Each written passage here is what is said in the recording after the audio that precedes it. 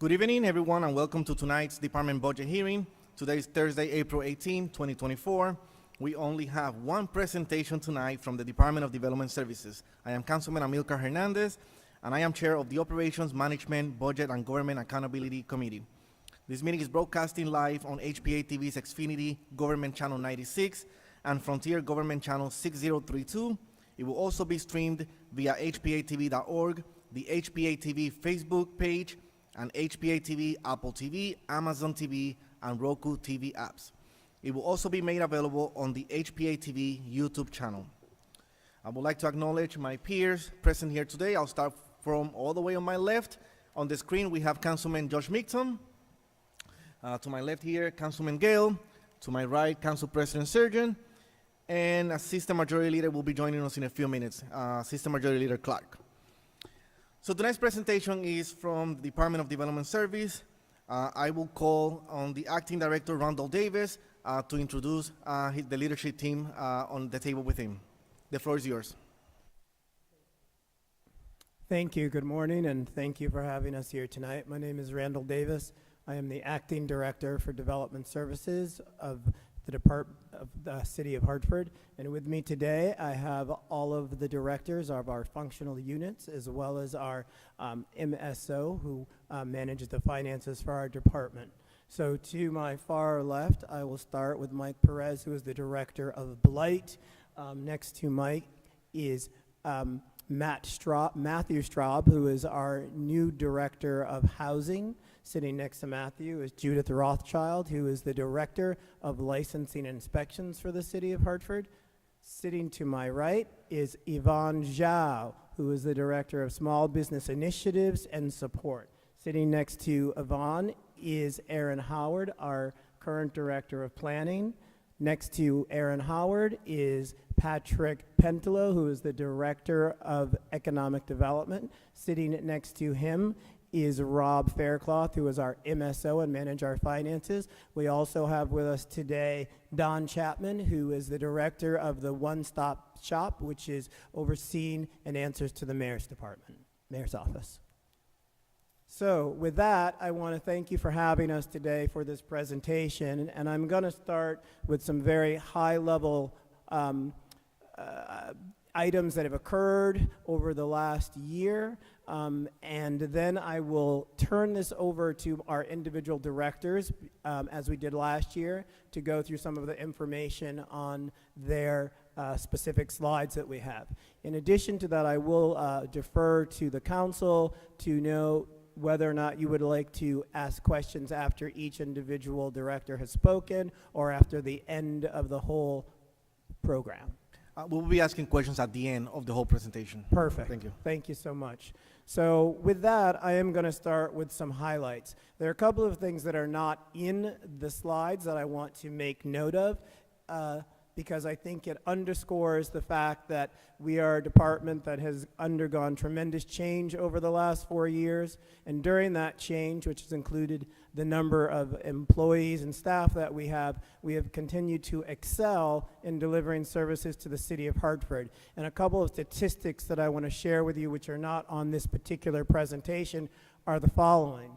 In fiscal year 2022, the department processed $178 million of construction projects. That means there was $178 million invested into construction projects in the city of Hartford that we had to touch in some way, whether it was issuing a permit, doing an inspection, or reviewing a plan. In FY23, that number was $477 million, $500 million. In FY24, only through the third quarter, we have already worked on, touched, or processed the equivalent of $413 million of investment in the city of Hartford in construction. So in the course of just 2 years, there's been over $1 billion of investment in the city of Hartford just through construction, and people at this table have helped all of that happen. And I think that underscores how much work this department does, because I'm not sure it's always clear to the public just how much effort is put into making sure those projects come to life. Thank you very much. With that, I will simply talk about a couple of highlights. You see our organizational chart. We still do have some challenges with staffing, but I will point out that those challenges are in a couple of key areas. They tend to be in our planning department as well as in our licensing and inspections division. And the reason for that is the positions that we're having extremely challenging times hiring for are positions that require specific licensure or specific types of education. In the case of inspectors, we have a title called Inspector 2s. They require state licensure. It does take a while to get that. The state didn't offer classes for 2 years, so we're in the state, we have a bit of a challenge with that. Separately from that, we do have a challenge with planners. Those are people who have professional degrees in land use planning in particular, but we are working very closely with HR, and we'll be doing all types of outreach to bring people to the city of Hartford. It is probably one of the best places they can work to grow in their career in those particular fields. From there, I would like to talk about a few highlights. I'm not going to read through all of these issues on the development services highlights. For starters, I talked to you about the overwhelming amount of money that has been spent in investment. Now let's talk just specifically about the revenues for the Department of Development Services. Since I started, our revenues have vacillated from as low as about 5.8 million, and every year going up, and those revenues are based on permit fees.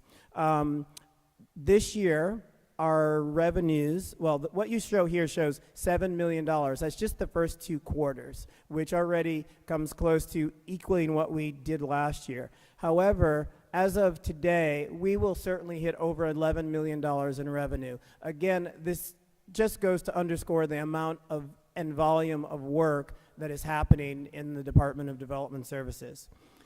Separate from that, we have under various programs, we have $8.3 million that have been committed to new and existing businesses downtown. We have closed $3.5 million in housing loans, leveraging about $54 million in other funding. We have 86% of our rehabilitation funds through our housing department have been awarded to local and minority contractors, about $650,000. In terms of the volume of work, we have had over 2,000 planning applications come into our department, which, as I've mentioned, is a department that is challenged with the numbers of staff. And the fact that we've had 2,000 applications processed just goes to show how much work the people there are doing. And yet we have one individual who processed almost 1,000 alone. And that does not mean that the other people are not working hard. There are different levels of applications. Some are simple, take a couple of hours. Some may take a couple of days because they are far more complex. Separate from that, we have had over 7,875 housing code inspections. This shows the change from prior years based on the fact that we have more housing code inspectors who are there to go out and do proactive inspections with our rental licensing program, as well as the inspections we have based on complaints. We have also, and that actually shows down there, we have 5,600 that have been inspected by our rental licensing inspectors. In addition, the department has kept its foot to the pedal in terms of enforcement, whether it's the zoning code, housing code enforcement, or a rental licensing program. And we have done that based on the prior administration and the current administration because they realize that those efforts help to improve the quality of life of our residents. We will be continuing to roll out our facade program, our micro grant program, and our merchant coordinator program. Some of those have already started. The various directors will talk more specifically about those.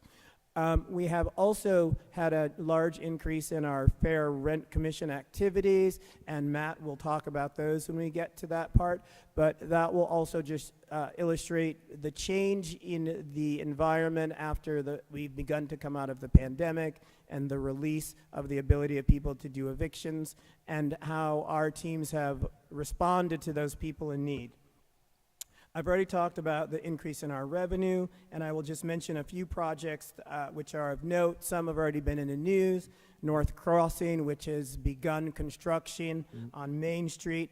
Albany and Woodland, the project we've been waiting to happen for a long time, and it's been working.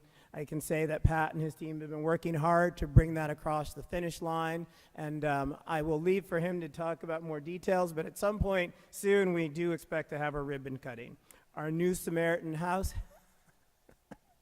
our new Samaritan senior housing project is coming around the corner, and our Arrowhead development project will hopefully be closed soon. So with that, I am going to turn it over to our Small Business Initiatives and Support Director, Yvonne Zhao. Madam Council President, distinguished council members, good evening.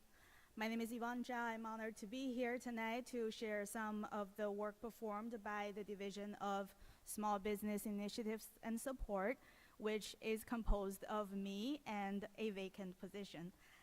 I do have an amazing temporary assistant, in case you're wondering, who has been a tremendous help in the past couple of months. So in the past 2 fiscal years, I've been very busy building the small business and entrepreneurship ecosystem in the city of Hartford through programs and other initiatives, and I'm excited to be here and share my work with you. So we'll start with HeartLift. HeartLift is now a nationally recognized program. The program was awarded Best Use of Federal Fund last year by the International Economic Development Council. It is a very successful public-private partnership. The model has been sought after by a lot of other towns across the state of Connecticut. So this March, I had the privilege to share the successful outcomes of HeartLift program at the Connecticut Main Street Summit as a panelist on the panel addressing vacancy and blight problems across the state of Connecticut, and I was able to highlight the outcomes of HeartLift program to about 150 attendees at the summit. So specifically to the management portion of the program, so the partnership portion of the program will sunset by the end of 2025 calendar year. So there are still funds in HeartLift that will be managed internally by the city that has been specifically allocated for very specific purposes. A portion of them is allocated for city-led development projects, such as Albany Woodland, for the 3 storefronts that will be going into the project. A portion of it is allocated and reserved for high vacancy commercial corridors such as Farmington Avenue, and a portion of it is allocated for high priority projects such as the corner of Asylum Street and Trumbull Street, where old Santander Bank site and Citizen Bank site are both now still vacant. In terms of outcomes, HeartLift today has activated 73 vacant storefronts. That is, to put in perspective, over 270,000 square feet. And we're estimating over 760 jobs being created in the city through the program. And among HeartLift recipients, 67% are women and minority-owned businesses. So we will continue to celebrate HeartLift's success tomorrow at 10 a.m. There is a ribbon cutting at 95 Pratt Street, and we welcome council to join us tomorrow. Now we'll move to Small Business Investment Fund. This program is called by many recipients a program that has come just in time, just at the right time. So this program rollout was after the federal government has dispersed PPP and EIDL loan funds during COVID.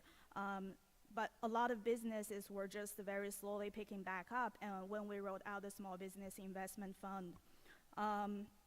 So understanding the small business landscape and demand at the time, the program focused on 3 key areas.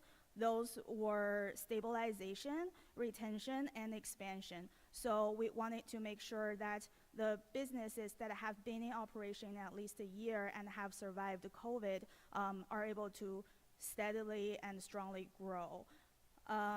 We were able to fund 45 businesses from restaurant to retail to manufacturing to childcare and many other industries.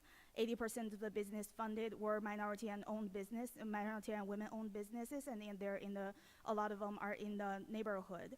70% of them are in the neighborhoods. So just to give you some examples, we were able to fund Harriet Home Health to treat more gunshot wound patients. We funded to have them purchase more supplies.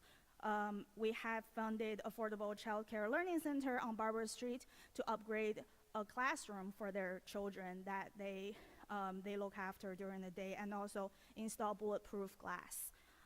We were able to fund the Stackpole 115-year store to get on Shopify and actually be an online store for the first time in their over a century history. So the program has already concluded, so right now we're in compliance phase now. We will continue to monitor these assisted businesses and hope that they grow steadily and strongly. Facade program. This year we expect to see facade work on Barber Street, Albany Avenue, and Arrowhead block of buildings. We're still waiting for more applications to come in from Blue Hills Avenue, Maple Avenue, Weathersfield Avenue, and Franklin Avenue. We do have some money set aside for Farmington Avenue as well, along with, I will talk later about graffiti removal. In this past year, we were able to do a small business conference that has attracted over 300 attendees to the Duncan Park, where we brought 27 participating organizations that includes the federal government, the SBA, the IRS, and also our state partners, a lot of state agencies and community lenders, also banks, to be at Duncan Park to bring access to capital and capital resources to our small businesses. We were able to invite the governor there. Mayor Bronan was also there last year. So in this upcoming fiscal year, we will continue our work in building entrepreneurship support and ecosystem, and we will continue monitoring the microgrant program where we have contracted with the Urban League, and we are on track now to disperse checks to entrepreneurs in the city of Hartford. We will be creating a small business database that is a CRM software, so hopefully we'll be able to monitor our small businesses in the city in different neighborhood commercial corridors and downtown and better understand their needs and demands in terms of what they need. We will be looking for a feasibility study or some kind of study to see if it is feasible to build an entrepreneurship center somewhere, because unfortunately the entrepreneurship center at University of Hartford closed as of September of last year. And we will have more events for businesses in the city of Hartford, and a lot of this were made possible by our federal government partner, especially the Small Business Association administration. They will be helping us put together a Hartford small business resource fair that we expect to kick off the first month of new fiscal year in July at City Hall, so we can bring our federal, state, and other local partners to be at City Hall and be available to our small businesses in Hartford. And our small business conference this year in October will still be held at the Duncan Park. And this year our focus will be on BIPOC and immigrant entrepreneurs, providing them a lot more opportunities to network with available resources that surround them. And that concludes my presentation. Thank you. Thank you very much, Yvonne. And I just want to make a quick comment that underscores the work that Yvonne has done in strengthening our partnerships as we go into with federal and state agencies, as we go into a time where there's less resources than there may have been during the pandemic. Having strong relationships with those strategic partners will help us as we go and seek grant applications and things of that nature throughout the department. And now I'm going to turn it over to Matt Straub, who is the Director of Housing for the City of Hartford. Council members, thank you so much for the invitation today to talk about our program successes and our goals for moving forward. We've got a lot of bullet points here. I probably won't get deeply into, is that better? Sorry. So we've got a lot of bullets here today in respect of everyone's time. I probably won't get deeply into all of them. We'd be happy to answer any questions that you may have on any individual programs. The first that we're really excited about is the rollout of the Employee Homebuyer Assistance Program, or EHAP. This program offers $10,000 down payment assistance to City of Hartford or City of Hartford School District employees. So that's structured as a 3-year forgivable mortgage, ensuring that those residents maintain their owner occupancy in the home. We did begin rollout just after I started in January and had our first closing on April 10th, so just last week. That was a DPW employee who purchased a home in Frog Hollow. Now that we've operationalized the program, we've gotten a better handle around some of the structures of the program, we are really excited to begin publicizing it more widely. I'm looking forward to reaching out both to the Human Resources Department to ensure that this ends up in new hire packets, as well as having some physical materials at City of Hartford employment sites throughout the city to better reach employees who may not have regular access to email. Additionally, through our homeowner assistance programs, including Sustainable Housing Solutions Program, which offered repair funds for a small area within the Northeast neighborhood, as well as the Housing Preservation Loan Fund and our home program. We have secured funding to improve over 300 units of housing through 80 loans through our different programs so far through this fiscal year. We can also point to a success on the closing of 3580 Main Street, the Bristol and Maine project. This was primarily an economic development driven project. It's primarily market rate housing, but there are 5 units of affordable housing that were funded through our federal home allocation. And this is a really great example of how the economic development and the housing divisions work together to use our allocations to make projects more feasible, as well as to reach more deeply affordable, or to create more deeply affordable units to reach lower income residents than would otherwise be required.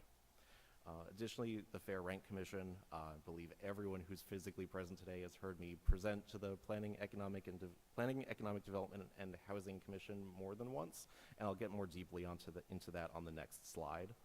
And then finally, the House Hartford Down Payment Assistance Program. We have so far this year reached 6 residents. We are a little bit behind, I believe, what our targets were on that program, given the limited number of housing units that are available on the market right now, as well as some of the other down payment assistance programs, particularly those available through CHAFA. We are seeing a little bit less of an uptake on those that program. So this slide, I believe you've all seen before at Planning, Economic Development, and Housing.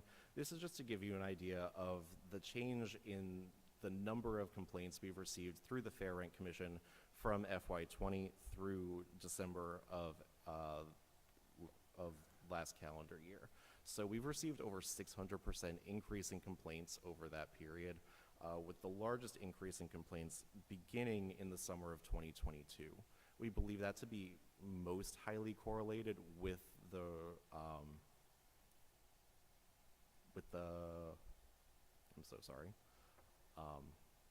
eviction moratorium ending. However, there's a number of other factors there as well. First, we're seeing increased action by tenant organizers. So we're seeing batches of fair rent complaints come in from individual buildings, particularly those associated with the Connecticut Fair Housing Center or other tenant organizing organizations. Additionally, there's also been a better understanding of the uses of the Fair Rent Commission. Historically, many people believed that the Fair Rent Commission was someone you would contact only when you received a harsh or unreasonable rent increase. However, the Fair Rent Commission can be used to adjudicate a number of other types of complaints, including whether or not the rent that you're paying is a fair rent for the condition of your unit, whether or not there has currently been an increase, or to address physical condition issues after they've been brought to your landlord's attention and not fixed. So it's another tool in our tool belt, and we are seeing a number of complaints, which means that it is that the community is aware of it and is using it as a resource.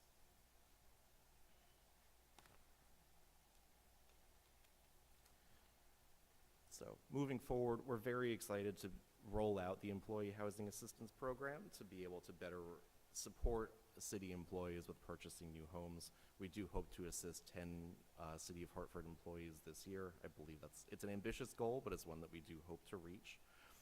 We did reference the appraisal gap program. We're really actually excited that the State Department of Housing has rolled out a homeownership subsidy program, and we're working with developers of homeownership housing to best position them to be able to take advantage of that subsidy. That's for new homeownership projects of 6 units or greater, with a focus on new construction, so that we're bringing new units online, that we are increasing the housing stock, and developing vacant parcels where feasible. Additionally, we're really excited about SIF 2030 and the opportunities there for us to invest in capital projects. The Fair Rent Commission, we do anticipate receiving about 150 complaints this year. We're looking to potentially host at least 1, if not 2, ad hoc meetings before the end of the fiscal year to help work through our backload. And then we're looking forward to a financial and construction closing on MLK Apartments, for which Council and the Housing Division approved a tax abatement before the end of the fiscal year. And thank you, and that was all I had.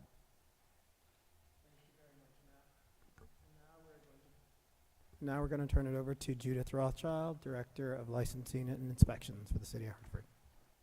Good evening. Happy to present to you on licensing and inspections updates for you for the first 2 quarters of our fiscal year. Let me say that it is a very, very busy portion of development services. We are all very full of excellent workers and excellent tasks to accomplish. But I would say that the licensing and inspection divisions, which includes the building department, the permitting department, the housing code inspection division, as well as the rental licensing program, is bustling with very good work and good results. The numbers that you have on the first slide represent, I think, an increase in the volume of business that's coming through. First, the building and trades department of the Division of Licenses and Inspection. We have 1 full-time plan reviewer in the office right now. We have an opening for another. We have made accommodations for assistants given that circumstances. Those circumstances, though, have still resulted in thousands of plans being reviewed in the first 2 quarters. The volume is increasing as we see it this time of year normally. And our plan reviewers are pushing out as much as possible. The department is watching the speed at which the permits are issued as opposed to when they are applied for. It is in the interest of the city, and we understand the priority of processing permit applications to result in permit issuances as quickly as possible. We do, however, recognize our regulatory obligations, very carefully examining what comes through the department and coordinating with the necessary related departments that must sign off on most permits, including the Fire Marshal's Office and our own Planning and Zoning Division. So permit applications continue to be processed, over 5,000 in the first 2 quarters, as mentioned. We have 18 certificate of occupancies issued so far. If it's not a new construction or addition or alteration, it's generally just given a certificate of approval, which is a different number I don't have on this slide. But we are issuing as much as we can, and the staff, including just 3 full-time Inspector 2s at this time. We're down 5 positions of inspectors with the division at this time, has conducted tremendous amount of inspections and issued notices of violation under the building code in each case that they needed to. So I'm also happy to announce that we have hired and will be starting, he will be starting service on Monday, a new weights and measures inspector for the department. And we have, as Mr. Davis noted, taken in already in the first 2 quarters over $7 million in permit fees, which is up from this time of year last year. We also recognize that there has been some feedback, good feedback from the public, that it is challenging to work our online Acela system for permitting applications. We are addressing that directly in coordination with MHIS. We are doing what we can to make the process simpler.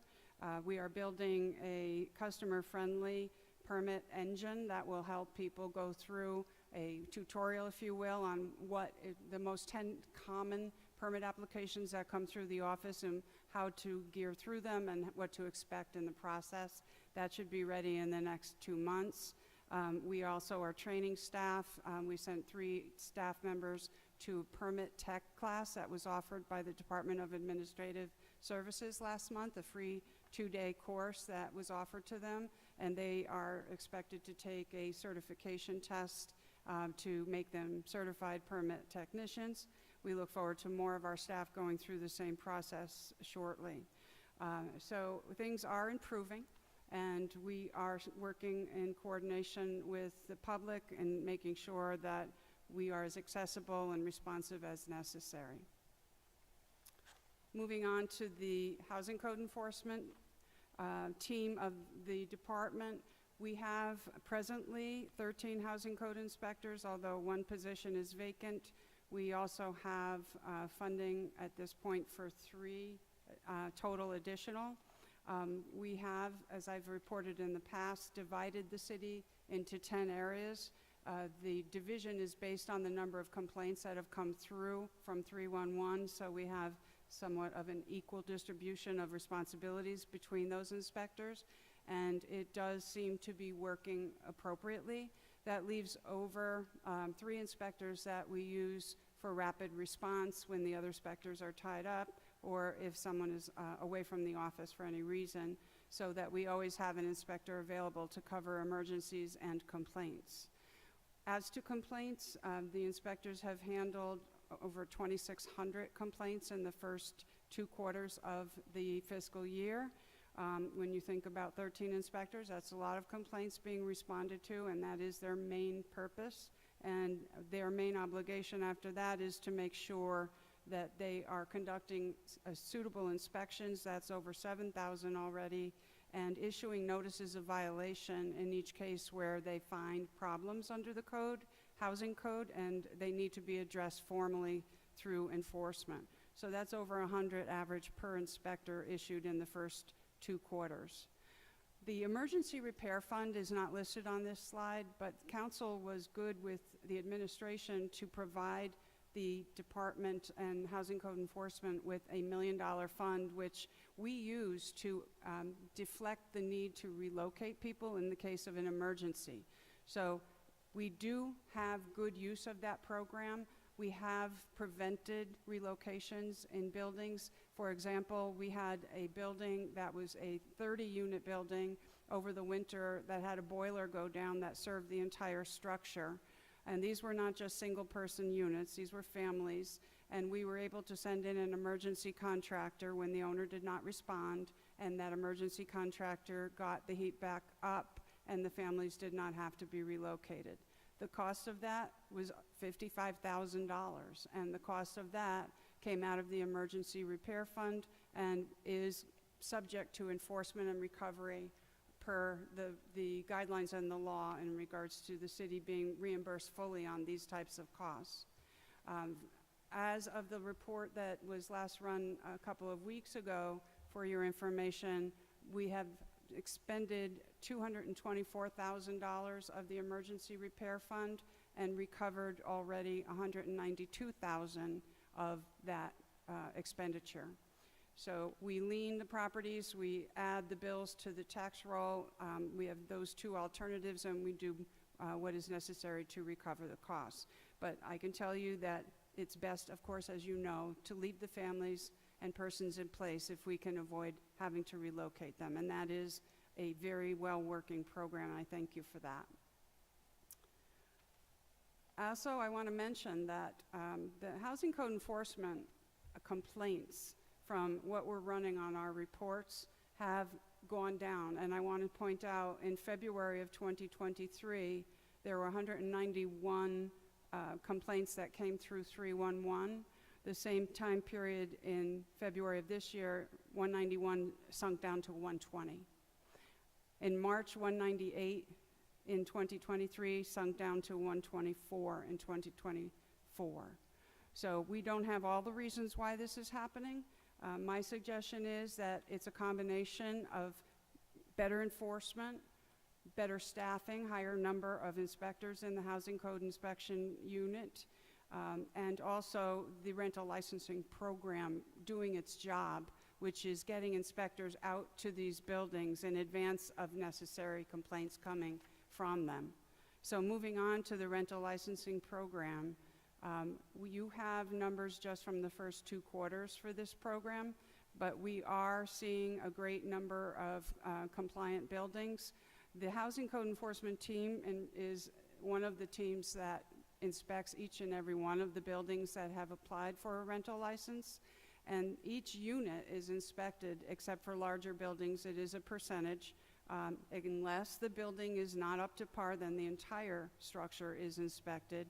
But units that have been inspected just from July through December by Housing Code is over 5,500 units have been inspected. And we have many applications in process still of review by housing or fire marshal or such, and until they get through not just the inspection, but correction of any violations found, they do not get a rental license. So we are pursuing compliance as our main goal. The rental license program is staffed with 1 supervisor, and it has 1 senior administrative assistant and 1 administrative assistant. Mr. Perez has been assisting and supervising over that program, which we appreciate. It's a lot of work, and the next tier coming in is due on July 1st through October 31st, which will be the 10 to 39 unit buildings. We're just about done with the 40-plus buildings, and we have almost full compliance on those now. For those who haven't complied, we are going to enforcement. The licensing program is part of the Housing Code, as you know, and the Housing Code violations can be pursued and are being pursued for any property owner who has failed to comply. Notice of violations are sent first. If they don't comply in accordance with it, citations are issued, and further enforcement is sought, not just for failing to comply by applying, but also they get fined for every single unit in their building that is in existence that is not under a rental license at the time. We will be publicizing this next tier next month. We look for full cooperation and are there to serve for any questions from the public and getting through this process. But as I said, it seems to be resulting in exactly what we were looking for, which is a decrease in complaints coming in and an increase in the quality of life and safety of the people of Hartford. Thank you. Thank you very much, Judith. And now we're going to turn to Mike Perez, Director of Blight Remediation for the City of Hartford. Thank you, Randall. Thank you, Madam President, esteemed members of the council. The blight remediation team consists of 3 Inspector 2s. We're lucky to have all of these Inspector 2s as certified assistant building officials. One is a full building official, so they're very knowledgeable in the trades, and they have a wide latitude of expertise and abilities. One of the things that we've done strategically is to assign one of those Inspector 2s to engage primarily in building code enforcement, so that because we realize that an overarching concern is safe buildings, structurally safe buildings, the construction of safe structures and safe buildings, issuing stop work orders when owners or contractors are doing work illegally in an unsafe manner that's going to lead to potential problems, life safety issues later on. So there's incredible synergy within the department that allows us to get out of our silos and fill gaps like this where they exist. So we have been short on Inspector 2s, and I think the numbers on the slide in front of you, which reflect the first 2 quarters of the fiscal year, are lower than the same figures from the first 2 quarters of the previous fiscal year. And so one of the reasons for that is because we're working with just 2 full-time blight inspectors so that we can focus on more serious building code issues. The 2 blight inspectors that we have that are doing mostly blight code enforcement, they're also doing building code enforcement too. Whenever they come upon a vacant building that's not secured, they're going to issue a building order and make sure that the building is secured. They're not going to leave until that building is secured. If they catch on one of the buildings that's on our radar, somebody doing work without permits, somebody doing work without checking for asbestos first, or proper lead testing, they're going to issue orders under the building code with regards to that too, in terms of, in addition to issuing orders under our blight ordinance. There's also been a few other initiatives that we've undertaken that have taken us away from traditional enforcement that we are now fully engaged in. For example, over the winter, we conducted a citywide survey where we attempted to flag all of the vacant and blighted properties in the city. We did not include North and South Meadows and parts of downtown on that. We wanted to focus on the neighborhoods. So with that, we then triaged that list, and we're using that triage list to supplement enforcement on the properties that we've already begun enforcement on, and to initiate enforcement on properties that we haven't started on.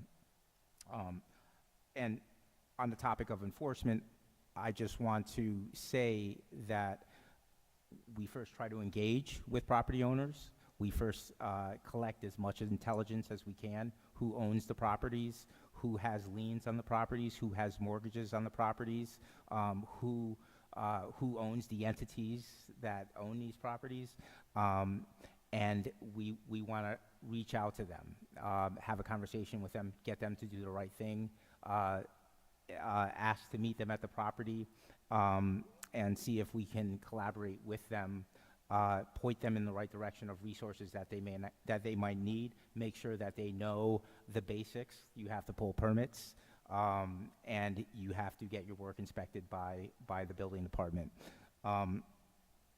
When there's non-compliance, or when we don't get a response from the owner, we'll engage in more formal enforcement. We'll issue formal orders, and that comes with a threat of fines. And we've recently decided to increase the fines that we are going to issue against vacant blighted properties from $100 per day to $250 per day, which the current statutory framework allows us to do. So in the event that there is non-compliance, we have to follow up with citations. We are aggressive with fines in situations where, after we've issued fines and there still hasn't been movement forward on the property, maybe the property is underwater, saddled by debt, or the owner is just non-responsive or irrational, and there does not seem like a way out for the property, then we'll refer those properties for foreclosure. We've been keeping our blight liens relatively small. They have a high priority. They'll wipe out mortgages that predate them. They're second in line to municipal tax liens, which generally we own. So they're a rather powerful tool in getting properties into the hands of a new owner, and putting pressure on mortgage holders, who can then put additional pressure on that owner because they don't want to lose their large investment that they may have in the property.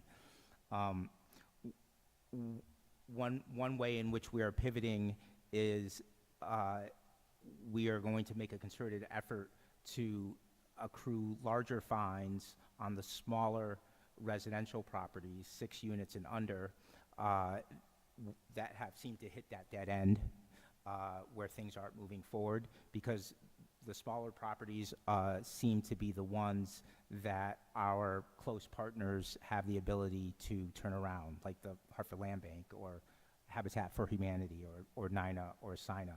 I don't know that any of those partners have the ability to take on large industrial brownfield sites or very large buildings yet. But our hope is, just take the land bank, for example, that they're eventually going to grow into the type of entity that can take on those larger projects. Because we have those larger buildings that need attention, and we need to find solutions for how to get them turned around, how to get them stabilized, how to keep them cleaned and maintained. Having said that, I truly enjoy focusing on the smaller properties in the neighborhoods. We have a lot of folks that are very good at working with large property owners and working out deals. I get great pleasure out of seeing a residential home surrounded by other residential homes in a tight-knit community, restored to constructive use and cleaned and renovated, so that the constituents and the citizens that live around them don't see a plummet in their property values, aren't dealing with the quality of life issues that they may be dealing with living next to a property that's in very bad condition. So that's been our focus. That'll continue to be our focus. And we want to continue to promote the relationships that we have with our close partners that can help us in this end game of getting these properties turned around after we acquire them or after we accumulate leverage against them in the form of liens.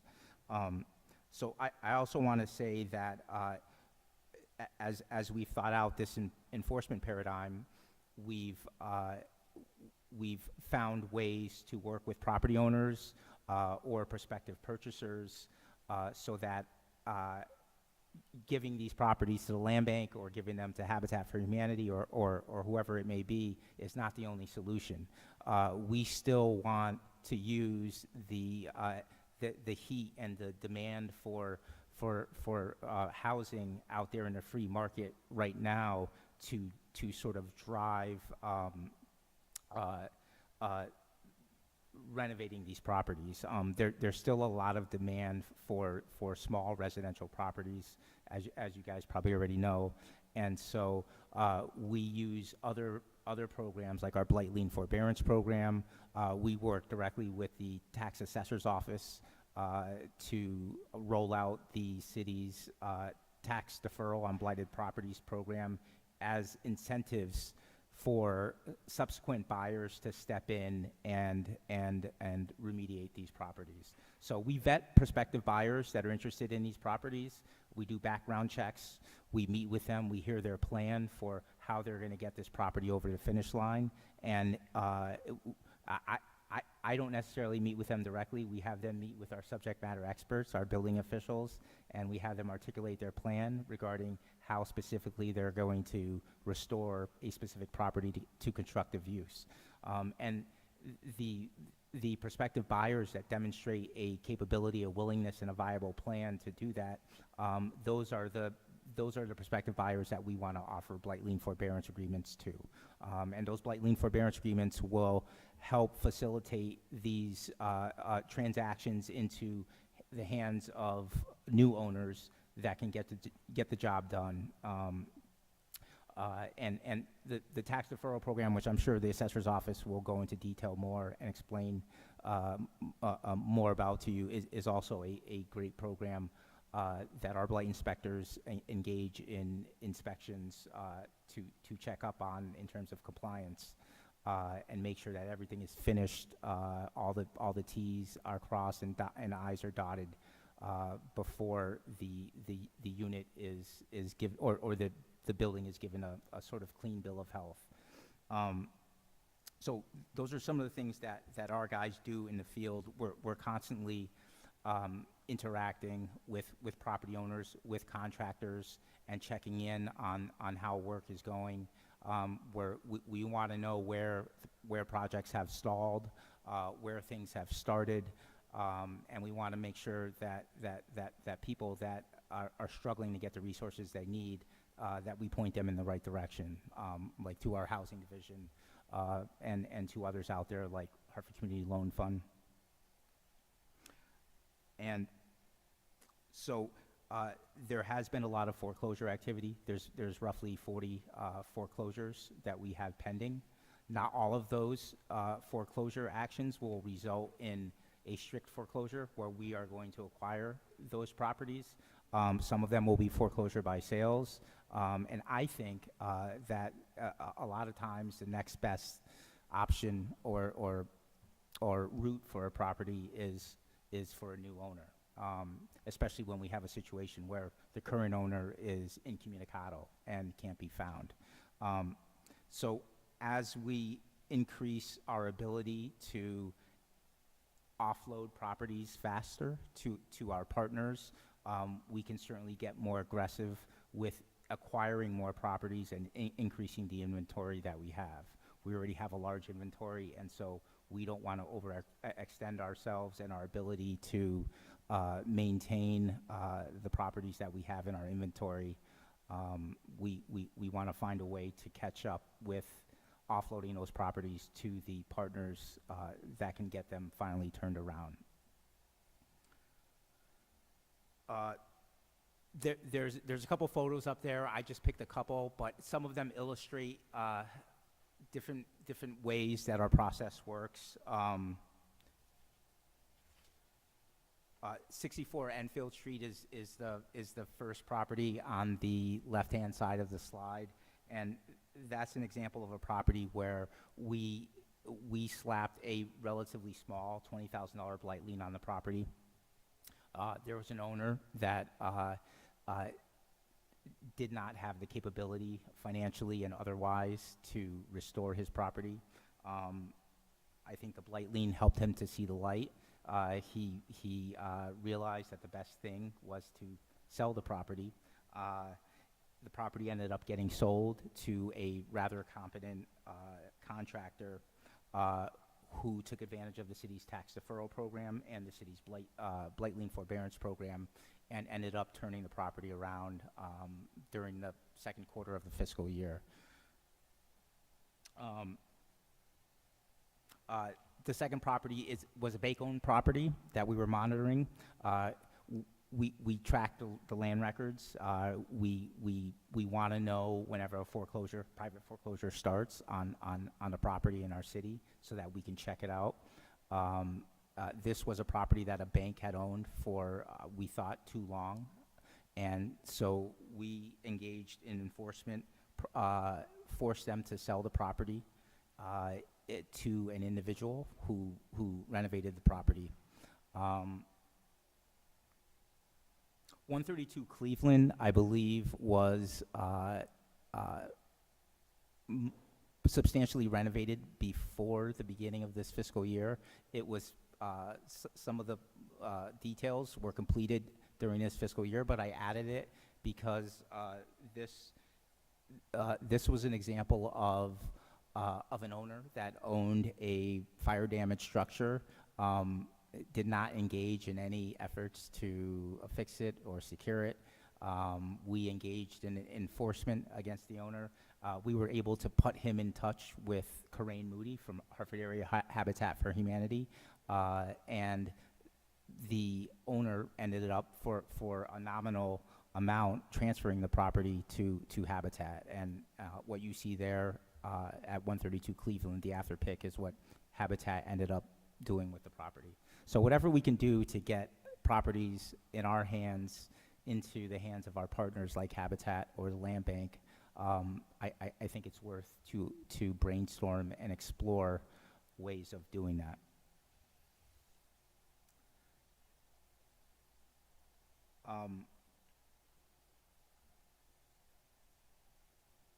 I think I've said a lot. I'm going to stop there, and if there's questions later, I'll be happy to take them. Thank you very much, Mike. And sometimes I'll make a couple of comments, point out the work that they do that is so good, and the fact that these are generally absentee landlords. These are not occupied by the landlords. These are their investment properties. So it is very important for us as a city, when you have someone who has an investment that they're not dealing with, that affects us and our residents, we need to deal with it. I'm just going to, as you'll see, there's lots of, and Mike used the word synergy between divisions and departments. And I know that there was one thing that these two had both talked about earlier, and I'm just going to have her mention that really quickly. It's one quick item that impacts both of their departments. Just very quickly, that I forgot to mention in my presentation, Mike and I are collaborating to come up with a program that will help providing solvent to remove graffitis on the buildings that are in the commercial corridors in neighborhoods. Right now, downtown does have the bid that provide that service, and we don't have neighborhood commercial corridors don't have that service. So Mike and I are working together to come up with a program that does that. Thank you very much. So now we're going to turn to our Director of Planning, Erin Howard. Good evening. Thank you, Council President, council members.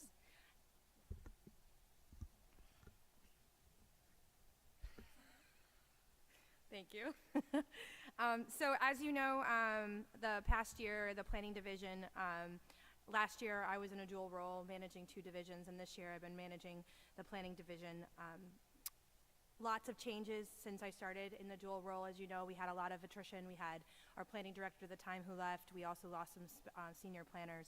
So I start this conversation off tonight just to let you know that the planning division is still in a little bit of a challenge with staffing issues related to one of our divisions. So within planning, we're structured with 3 planning teams.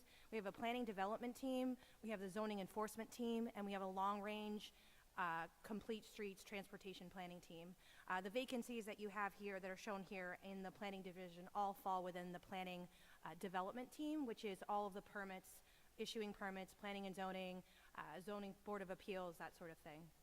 So to give you a context of what the team has been doing, incredibly short-staffed this past year, we are averaging around 2,000 permits, give or take, at any calendar year. So from January 1st to end of the year last year, we had about 2,000 permits. It's important to note the city has form-based code, and because of the form-based code, that means we take more applications in administratively than we do going to the Planning and Zoning Commission. So of those, we did about 95% of our applications are all done in-house administratively, where about 5% went to the Planning and Zoning Commission. I think Randall pointed out in the beginning, we have one junior planner that managed 1,000 permits alone this past year, which he was pushing out 4 permits a day. And then we had another junior planner who was taking a little bit more difficult, challenging site plans on the minor site plans, and he was issuing about 500 permits a year, which is still averaging about 2 permits a day. And we are still on track for that. So you'll see our numbers that are here from July 1, from July 1 to now. We are still about at 970. It's about 6 months of the year, so we are tracking with that. I'd also like to point out, as it relates to permits, Judy pointed out the rental licensing program. One of the permit types that we issue are zoning verification letters, as they're related to confirming uses. And in the rental licensing program, we're required to help identify the use and the number of units. So the number of permit applications that are going to be reviewed by this team are going to increase substantially as the rental licensing program continues to move forward. We also have our comprehensive planning team. Some highlights of this past year. We had our neighborhood strategic plans. We had presented some of those plans to planning and zoning. This year, going into this next fiscal year, we're looking at moving forward with Parkville, South Downtown Neighborhood, and Asylum Hill. And for development plans, redevelopment plans that we typically do in conjunction with the economic development team, our hope is to move forward the Homestead redevelopment study this year.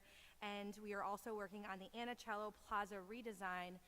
As part of the Arrowhead Gateway project, we are closing down Anicello and turning that into a streetscape design, which has been going through a design and planning process the past few months. The goal is to have that plan finalized this summer with bids going out over the fall, winter, with proposed construction, which will be in line with the Arrowhead development construction in the spring of '25. We also, just to highlight grants and awards, as you all know, we were awarded in '23 the US DOT RAISE grant, which was the $19 million funds to go into the improvements to North Main Street, which is an exciting project. And we also received a Connecticut Deep Recreational Trails grant for Keeney Park trail connectivity. The planning division, also all parts of the division, both zoning enforcement, planning, and long range, we do a significant amount of community engagement. As far as DDS goes, the planning team represents the DDS liaison for all of our NRZ meetings. So we have consistently had a planner at all of our NRZ meetings. And of course, you see we have all of our planning and zoning meetings and things of that nature that we're dealing with. One key thing to point out, the neighborhoods had mentioned a year or so ago about wanting to get more information from the planning division related to permits. And so we did create this monthly NRZ update form that is being presented by staff to the neighborhoods. We're giving them information, how many permits are being pulled, how many zoning enforcement cases on a monthly basis. So that has been received very well. And just a fun fact, our Acela system does allow residents and the general public to go into the Acela system, so folks can go in and see what their neighbors are doing if they know their neighbors have pulled a permit. And so it's a really great way for the residents to be more engaged and involved and see what's happening in their community. We did receive the CEDAS Best Practices Award in 2023 as well. And then on top of that, we have the Complete Streets projects. As you know, we have an amazing transportation team that does a lot with Complete Streets, Farmington Ave, South Branch Park River Trail, the North Main Street Streetscape, and Reimagine Main Street Streetscape. And Owen Deutsch is here from our team today, a principal planner, who has been leading that charge along with Grace Yee with a lot of the transportation projects and things that you've been hearing forward. Few things, updates, I just kind of point out. As you can imagine, with the processing of permits, we've been trying to make some process changes over this past year, which have been successful. One of which was, and I think you are all aware that in November of 22, the planning and zoning team moved over to the new permitting software system, and we ran into some processing challenges over this past year. So these last 3 months, we actually have made some significant revisions to our processing internally, which has been proven successful. One of those changes was creating a pre-application process to address the same concerns that Judy's team has as it relates to applying for permits.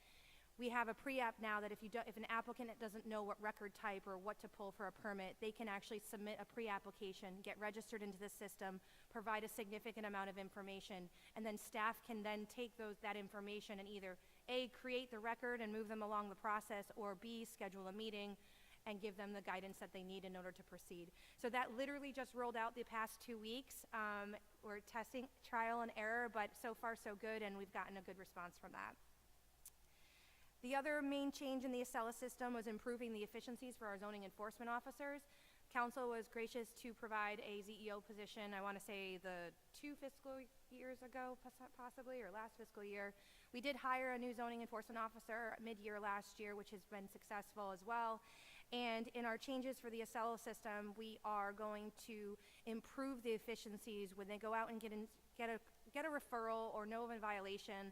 The goal is to have them go out within the first 72 hours to do the initial inspection, follow up with the NOV, and then there's statutory timelines or ordinance timelines that we have to move forward with enforcement.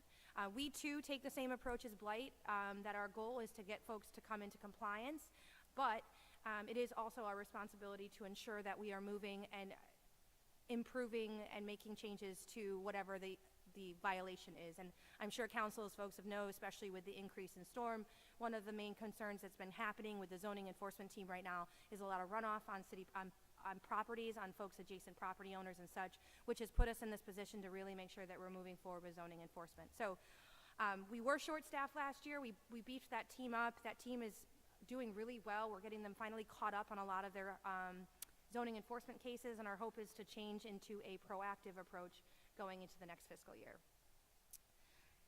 Last but not least, I would share that obviously you all are familiar with the fact that there are changes happening in the planning team, and so it is not like me or the division to try to not have a plan in place. So we have been working very closely. As a result of the loss of some employees last year, we hired Tyke as a consultant firm to come in and help assist us with our larger planning and zoning commission level items and site plans. We've gotten nothing but compliments from all of our larger developers that have a chance to work with them. Tyke has agreed to provide additional support to the city as the city continues to work towards hiring a new planning director as well as bringing on staff. And then I will also share with you that as we say that, we do have the junior planner positions. We are losing a junior planner, but we do have a cert list, and we're actively interviewing right now. So the hope is also in the next week or two, there may be new members of our team that could possibly start in the next couple of months to try to alleviate the concerns related to planning and zoning. So with that, we put a process in place. There really should not be any anticipated major changes or impacts to the residents and the community. And we have processes in place, going to our one plan, using the pre-app, making appointments with our front desk. We're pretty confident that processing and operations will continue to move forward. And on the second page, it just kind of highlights, I won't go through all of them, just some of our strategic initiatives, which are noted, which are mostly our transportation projects or design projects. And I didn't mention Domingo. We continue to do traffic calming demonstrations doing the Domingo. And that's it. I've already shared all of that with you. So with that, that concludes my presentation. Thank you very much, Erin. And now we're going to turn to Patrick Pentelow, who is the Director of Economic Development for the City of Hartford. Thank you.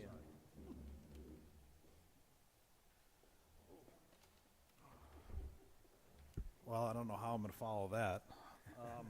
Good Randall? evening. Randall, if when you were bringing somebody of your staff with us, would have provided you more microphone? Sorry about that. Thank you, Aaron. Good evening, Council President, members of council. Like Randall just said, I'm Patrick Pentelow. I'm the new Director of Economic Development. Be gentle with me. I'm only here north of 100 days, so I'm still getting my feet wet, and obviously I do have some pretty big shoes to fill. But oh, still bad? Closer. I feel like really close.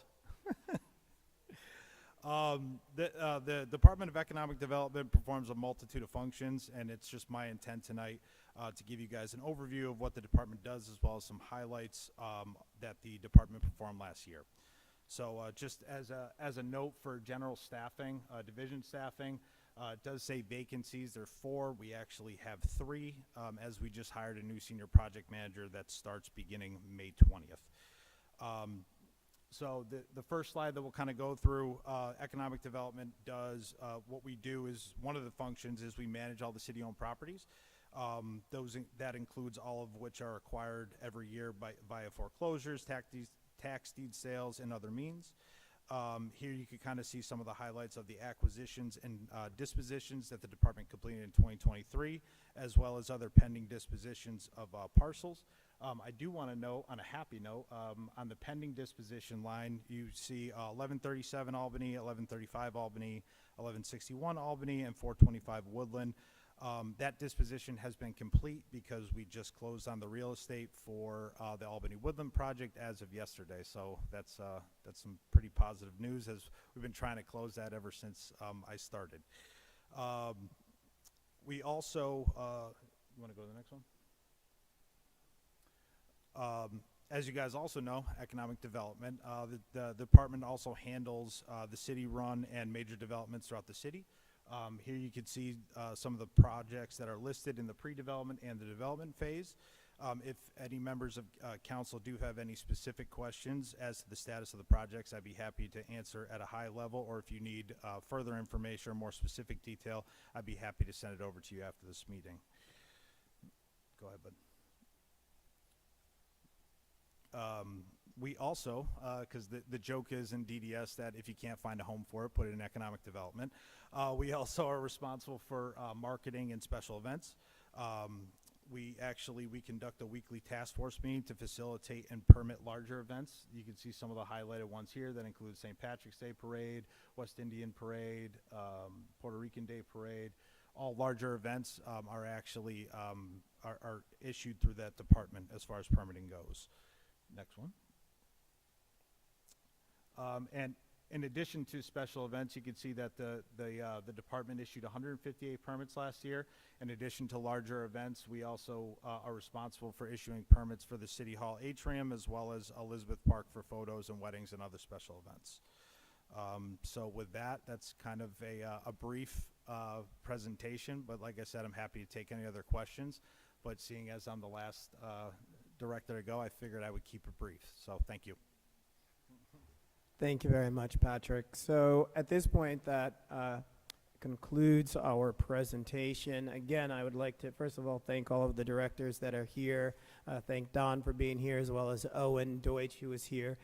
And just reiterate the fact that as you listen to all the directors talk, at some level they are all interrelated in terms of their various functions. Each one has an impact on the other. And as you can see from this conversation, they do work together, and they have to within our departments. The only way that we're going to be successful to continue to deliver services to the residents.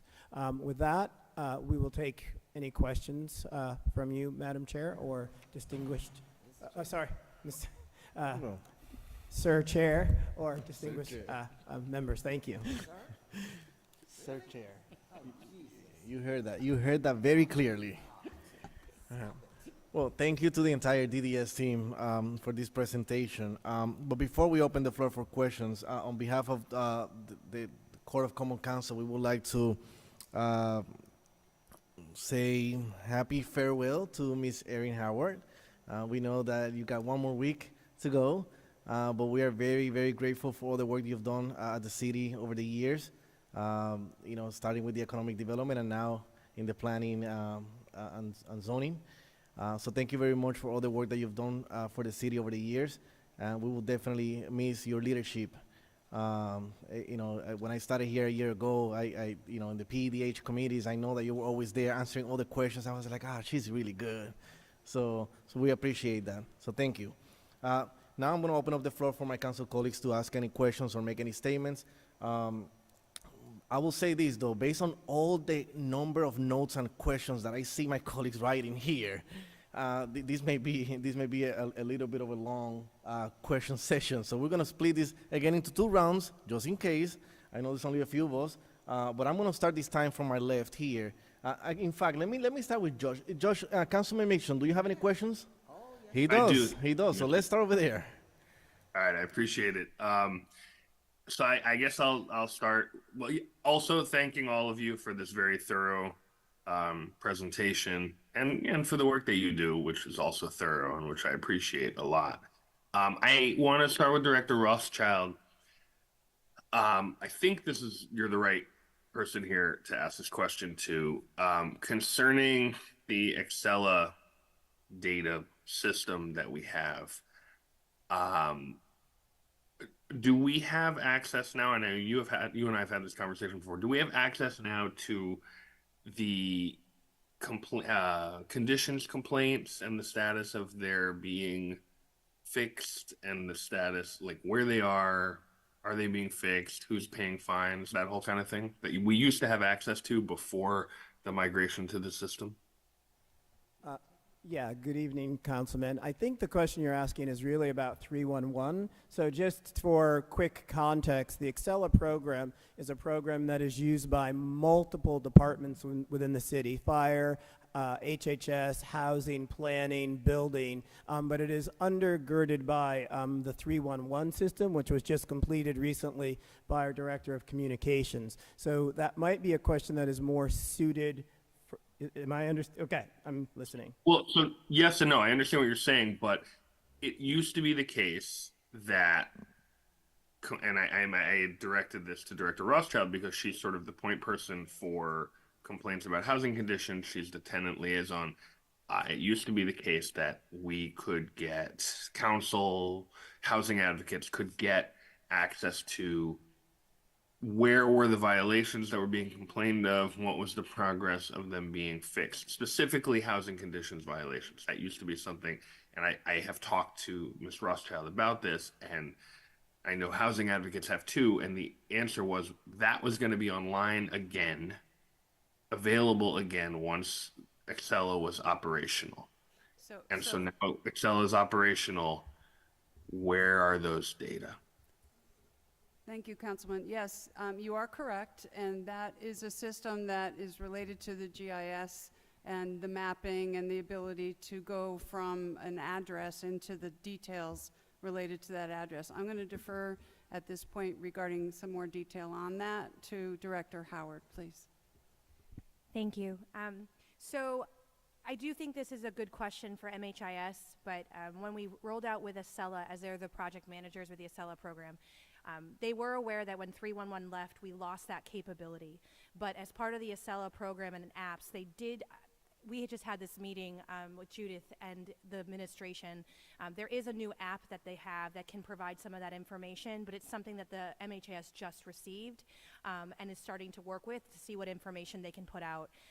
The reason for that, I would just, again, defer to MHIS, is they were going through multiple phases of rollout for the Acela software itself. So the priority was to get all the departments and divisions up on all the phases of the Acela rollout. So I do believe that's something that they're working on. I believe that they have shared with us that their hope was to have something this summer or later this year to be able to have a better interfacing with the public like they had with 311, which it is tied with the GIS system. Thank you. So let me just ask a related question, because I mean, I presume, right, I know that complaints about housing conditions, about, you know, landlords maintaining properties are going to, or are overseen at least by Ms. Rothschild. And I presume that internally, whether or not it's connected to that system, you all have data that, you know, you have something where you keep track of this complaint came in on this day and here's where it's at. And we have this many complaints from this address and this many complaints from that address. Right? I mean, that's just a yes or no. Like, you guys have some kind of something you have to keep track of that, right? Yes, right. What we do is we run numbers on how many citations are issued under a certain year and a certain, you know, whatever amount of citations there are. If we see commonality between the number of citations issued and a particular owner, which can be challenging because the owners are often entities with the same principles hidden by different names of entities, but we find them because we find the commonality, and we do have reports that indicate this to us.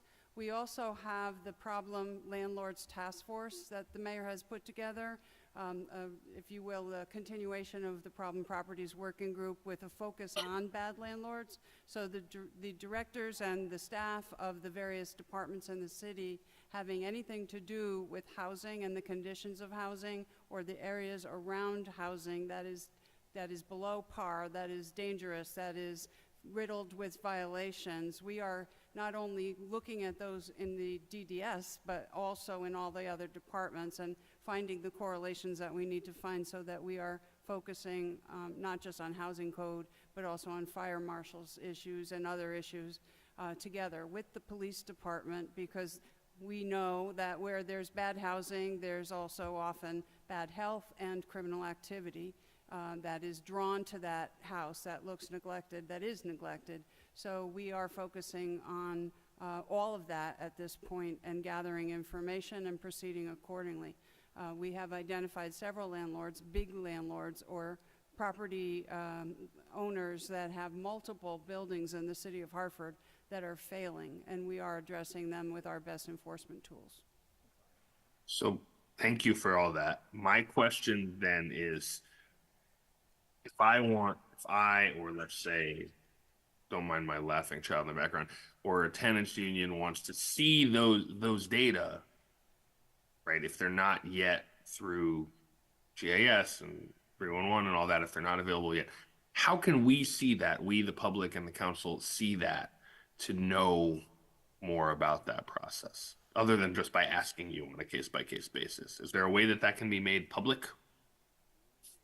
We can give you reports that we have in any way.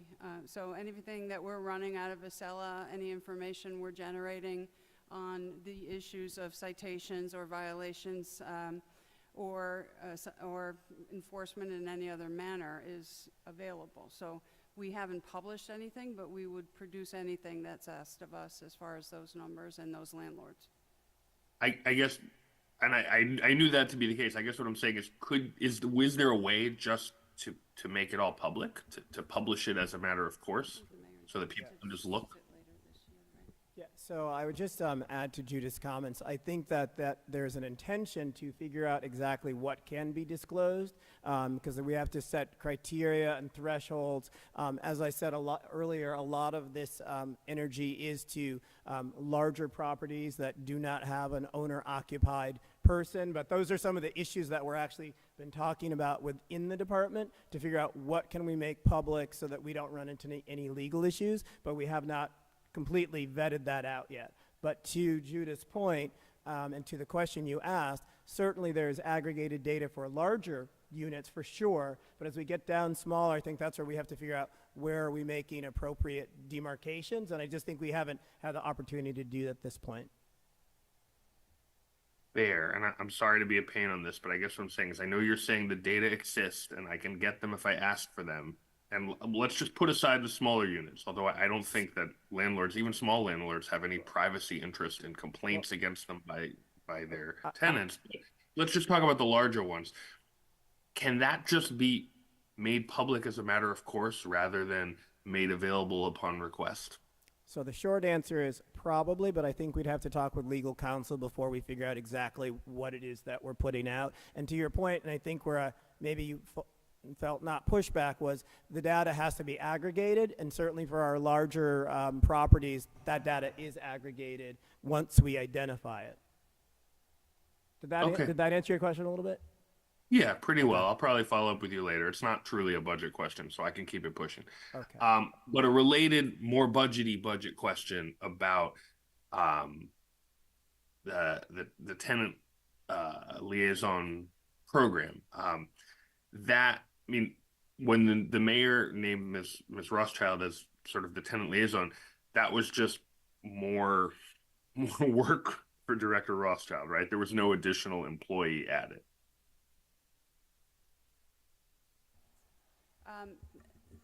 Actually, there is an executive assistant that is assigned to work with me directly in regards to complaints coming in on the new tenant liaison program. And it's effective, and it allows me to have communication with the people that need to reach me in that capacity, in addition to the people that are needing to reach me in the other capacities that I'm happy to direct. So I do have some help on staffing, sir. Was that a new executive assistant or someone who already was there doing other stuff and then now they're also doing this? Someone who was on staff who's been reassigned. Someone who was in licenses and inspection, who has been reassigned within licenses and inspection to assist me, as well as to assist the building official. We have a new full permanent building official, Mr. Al Toromeo, and she is also assisting him so that the building department matters are quickly and more fully attended to as far as phone calls and communication. So there's nobody who answers questions for me, but the questions get to me so that I can do that. I didn't suppose that you weren't doing the thing. I'm just sort of thinking about the volume of work, right? It's an increased volume of work, but with no more staff. That's what I'm trying to understand. It's a reassignment of existing staff, both you and the executive assistant, but there's nobody new. There's not more human power. Right? No, there's not, but I think between what we have done in regards to the improvements on our processes, on an enforcement, and the reaction that we're getting as far as compliance, and I'll add that it is possible that the reason why we're not putting out so much information on violations cited is because enforcement is working, and we can issue violation orders, and it can go to even citation level, which is after that. And then we get compliance, and we want to make sure that what we're putting out in the public view is current. If an owner has become compliant, we don't want it out there that they are in citation when they have corrected a violation. So what I'm trying to say is the staff is better used right now addressing the complaints coming in to me as housing liaison than to sit in the desk that they were sitting in the permitting side of the office. Understood. I appreciate that clarification. Another question related to that tenant liaison duty. I know there had been, this was pre your being named tenant liaison when it was sort of all through 311. I had heard a lot of complaints from tenants or concerns from tenants that when they would call, they often did not connect with someone who could work with them in their language, mostly Spanish, maybe some Portuguese. Have there been any new steps taken to make sure that adequate, culturally competent responses are always there for tenants who have conditions, problems that are urgent? Yes, I believe there has been. We have several people who answer the phones, the front office, we call them at licenses and inspections, who are Spanish-speaking and Portuguese, you said? Albanian speaking, pardon, Korean, Chinese, and we also have, at this point, 3 inspectors that are fluent in Spanish in the field in housing code enforcement. So yes, we are trying to address it, and communication has improved as a result, particularly since we've hired Spanish-speaking housing inspectors. Awesome. And this is my last question before I'll pass it to a colleague. I just, I think you sort of mentioned this in passing, but I'm curious what efforts, since I know when the mayor named you the tenant liaison, Chiquita, ¿puedes correrte de acá, por favor? He put out this number. There was like the after hours number and the regular hours number. Have there been any efforts to communicate that number broadly to the world, sort of any publicity, communication, to make sure that folks know about this resource? I think the mayor's announcement was the first and most major announcement of how to get a hold of us. The 24/7 is accurate as to we will respond 24/7 to housing complaints. My direct line is 860-757-9090. That is a dedicated line to me in the capacity of the liaison for housing. Your family member is adorable, I just want to let you know. And so that number is getting used, but it could be further publicized, I think. As to the 24/7 availability of yours truly, I think the intent is that people can call 311 during the week, during regular business hours, and there's an after-hours number for 311 or a non-emergency number or emergency number in the city that's manned or femaled all the time that will reach a housing code inspector or building inspector as needed or fire department personnel as needed 24/7.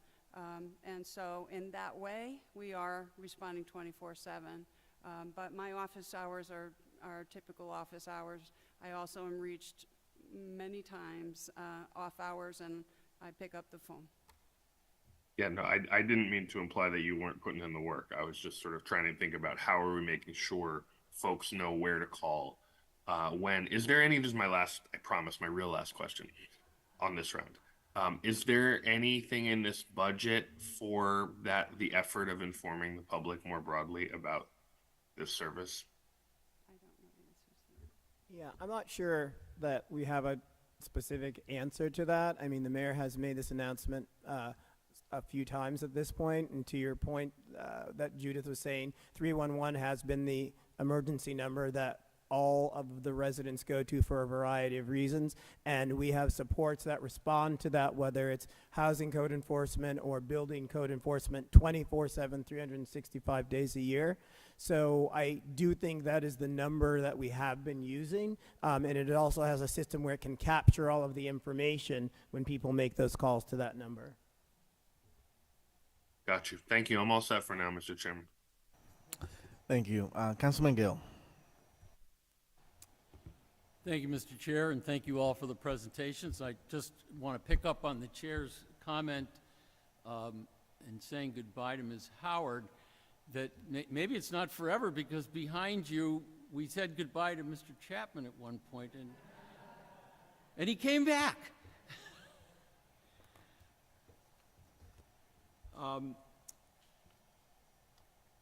Let me start. Wow. Economic development, 31 Kenyon Street. You have it listed here. Nothing's happening on the parcel.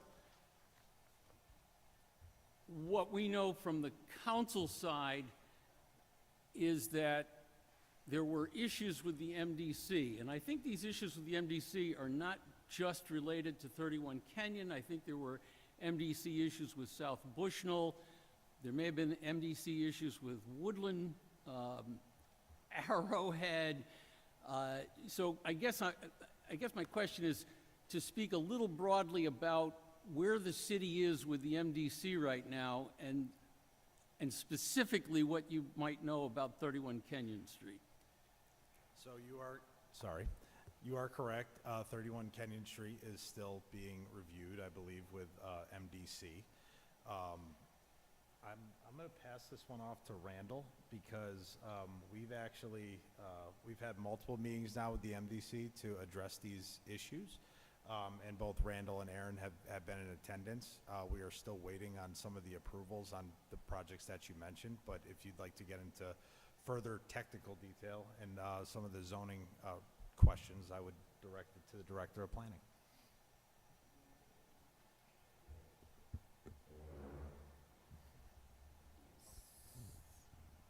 So, yes, the city continues to work with the MDC on trying to improve our relationship and making sure that we are moving projects forward.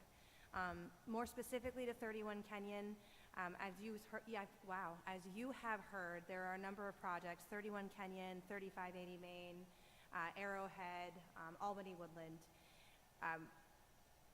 Towards the end of last year, the administration started working more hand in hand with MDC and trying to find solutions for individual case-by-case situations with different development deals going on in the city. So the Kenyon Street project specifically was resolved. However, that was resolved in theory and not yet on paper. And so we're still waiting for an MDC approval, but in fairness to MDC, I do believe at the moment the holdup is on the developer side and not on MDC side in order to be issuing the AC letter that MDC has agreed to a process with that developer. In that particular situation, which relates to the issue with MDC, has a lot to do with our zoning regulations. In December of 22, we changed our zoning regulations to be a little bit more flexible with our stormwater regulations. We required all properties to have all on-site storage and retention of water, and it wasn't realistic, and so we've loosened it a bit on our end. The Kenyon Street project was approved prior to, and so the original development plan showed all on-site storage retention. And the issue there was that when it got time to go to MDC, they could not demonstrate that the land could perk in order to retain the stormwater. And so the reason for the back and forth with MDC with Kenyon had a lot to do with the fact that the original design of the plan didn't actually work and meet MDC, and MDC turned around and said, you really do need to connect to a stormwater system. That's where that issue fell. As it relates to the other development projects, Albany Woodland's a great one to share with you all. The city, being the partner, being the property owner, there is a combined system along Woodland Street that the city and our developer could have connected to, but MDC, as you know, is trying to push us to connect to the separated systems for the overall better health of the stormwater system. At Albany Woodland, we were able to work out a deal and a partnership with MDC where the development would actually go north and connect to a separated system on Albany Ave, and in return, MDC was going to run the line to a stormwater drain, include stormwater drains, which actually ultimately creates an improvement for flooding in that specific intersection, not all over Albany. Let's be clear, it's just that one intersection. But it improves some flooding improvements there. It's also a net positive for the overall system. That was a deal that was negotiated with MDC. The city, I believe, is still waiting on an AC letter for that. So these deals started to get negotiated towards the end of last year, so it's only really been about 3 months. So I think until we see those projects move forward and we continue to negotiate on projects, I mean, that's what's really going to tell us where that partnership and relationship lies with MDC. But I will say it has seemed to have improved over the past few months, and we are trying to work more closely with them. Well, appreciate hearing that it's improved. Certainly don't want to hear that the MDC is somehow stopping development in Hartford. Certainly want to encourage everybody there to let us know if this becomes more of an issue. Slightly subset of that, again on a development issue, a project that came before council, Dunn's River. Is this project going to be moving forward at this point in time? So I will take the liberty answering that for Patrick. It hasn't moved forward. We were waiting on Dunn's to prepare some survey work. The city, as you know, did move forward. We did have the council resolution, which is in place. As soon as we figure out from Dunn's River what exactly they want to do with their site plan as it relates to the property boundary, that will determine what the disposition process would look like. But since the council approval, we're still waiting for them to give us their final determination. There were survey issues, in fairness to the property owner. There's not good survey boundary lines in that particular section of North Main Street, or Main Street. And so Freeman Companies and some of the our engineers that were helping us with some of the North Main project, we're trying to intercept in that and try to help guide the property owner. So it does beg the question, or warrant a good point, to go back to William and ask him to kind of follow up with Dunn's to see where they are. But the approvals are in place, but until they can finalize, like I said, the site plan, how we move forward with a disposition will all depend on that. And then Dunn's River, and I don't mean to put Matt, I'm not sure if you know enough about what was going on with the Main Street properties with the West Indian Club.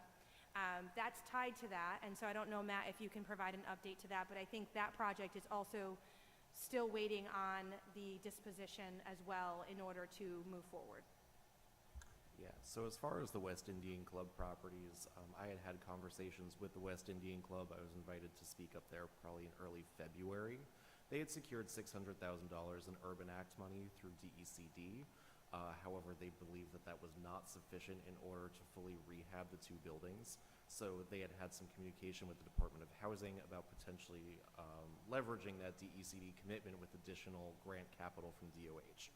In order to work with DOH, we had recommended that they procure a development consultant to be able to ensure that they were both working within DOH guidelines and that they had all of the necessary support they needed as a first-time developer.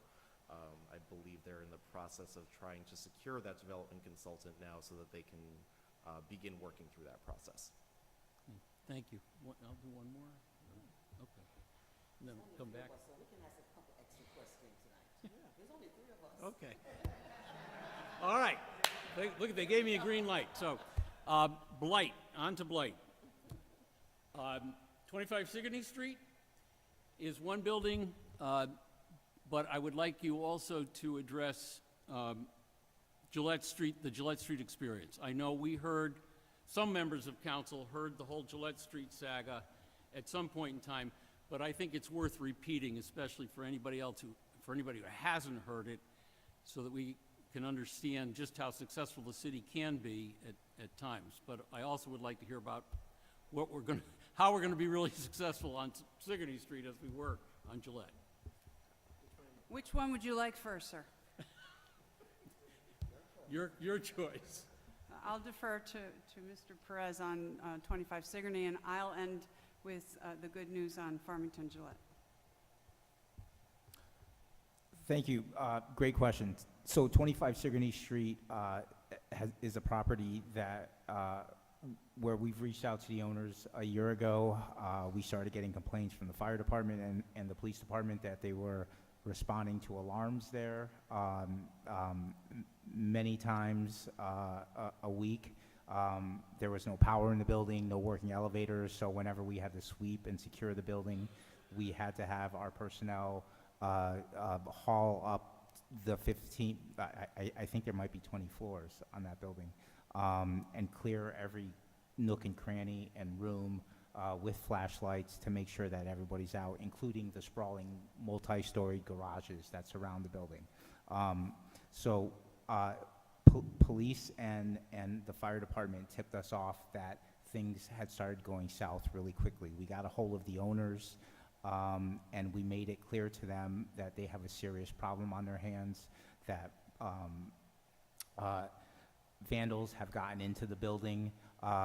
We don't believe that these were homeless people just looking for a place to stay. It looks to us like these were actual vandals that were looking to cause destruction, looking to make noise and generate some notoriety for themselves, in addition to whatever else they may have been doing inside of these buildings. There was no working fire alarm. It was a fire hazard. We were concerned about having fire department personnel respond in case there was a fire. putting additional people at risk. We were concerned about sending fire personnel there and taking away the ability for them to respond to other emergencies at the same time. So we brought this to the owner's attention. They indicated that they were going to get on it right away. They were going to seal everything up. And as we began to take a closer look at the situation, liaise with HPD, with the fire marshal's office, it became apparent that the owner was doing very little. We started to see members of their management team quit because they weren't getting paid. They were having trouble getting contractors to come in and do work because those contractors had concerns that they weren't going to get paid for the work that they did. And so things eventually blew up to the point where the owner thought they had the property secured, but individuals were using more sophisticated means like electric saws and welding tools to breach entries that had been previously covered over. So we were left with what's there now. Broken windows at high levels of the tower, graffiti draped on almost all sides of the building, in addition to the destruction that has occurred inside with urban mining and other vandalism. And so we are attempting to be as heavy-handed as possible with these owners in terms of blight fines. Are they being fined per day as we speak? They've been subject to a $1,500 per day fine for several weeks now. I don't recall off the top of my head when that citation was issued. The citation was followed a formal notice of violations in order to correct. So that is still pending. The owner appealed that. At some point, there will be an administrative hearing. Our position will be that, we'll solidify what our position is when we get to that point. But as of now, we're pursuing $1,500 per day in fines just from our blight code alone. Fire marshal's office has also issued orders, and if those aren't complied with, the fire marshal has the ability to make referrals to the state's attorney's office for criminal prosecution due to noncompliance with life safety code, with the fire code, and same with the building code. We've issued orders under the building code. We haven't spoken with the owner directly, but we've spoken with his henchmen, and as of now, we did get the owner to pay a down payment to a graffiti removal company that has capacity to pump water to the height that it needs to get to in order to use chemical solvents and power washing to remove the removal. My understanding is that's already begun, and we've boarded upper levels of the building that have had broken windows. We're leaning the property for those expenses, and we're going to lien the property for whatever expenses we incur to make it safe. We've put a 24-hour fire watch in place for a matter of 2+ weeks, I believe. And so if the owner doesn't pay for that themselves, that's going to turn into a lien on the building, or it's going to get added to the property taxes. And so whatever the owner does not do to take care of this eyesore and the security issues and safety issues that the building in its present condition presents, we are going to take matters into our own hands and seek to recoup those expenses from the owner in one way or the other. Well, glad to hear that. I although not clear that the city wants to own this building, given the responsibilities of as I'm hearing you talk about trying to keep the darn place secured. So it would certainly be wonderful if the owner, along the lines on that one, and you mentioned all kinds of tools, and I think it's just a wonderful thing that you know, you've got fire liens, building liens, blight liens, the liens for all the emergency repairs, et cetera. These are great. We potentially, it seems to me, we have one other tool, and that is, if I'm not mistaken, we gave these guys a tax fixing agreement. And that tax fixing agreement, I'm assuming that they are. But They're couple supposed to million. fix the parking Yeah, garage. They were supposed yeah. to put in a large sum Yep. of money into the property. I mean, there's Yep. quite a few Yep. pieces, as I recall. So Okay, well, so we Yeah. got to wait some time on that one. Yep. Gillette Street. In March of 2023, we started getting calls from the community service officer that services Gillette Farmington area that there were a number of problems in the buildings owned by a particular entity called SDS Connecticut Realty LLC, the principals of which and the entity of which is an out-of-state landlord. The problems were related to both the code violations at these 7 buildings in this portfolio, plus a vacant lot, and criminal activity that was in the same vicinity. We sent down housing code enforcement, building code enforcement, blight remediation, the health department, the fire department, and we scoured the area to figure out what was going on. We found violations of all those codes, and the respective divisions made orders on all those codes. The property owner had a manager in place that was a local manager that was completely unresponsive in the level needed to take care of the level of problems that were at these properties, some of which were occupied by people with families, and they had not performed to such a degree that they eventually backed out. They claimed that they were afraid to visit the properties because of the threat to their safety, but did not take care of the safety of the people that were living there. So what we did was push as hard as we could against the property owner through local counsel, who eventually got his client to agree to give the mortgage bank the deed in lieu of a foreclosure by the bank.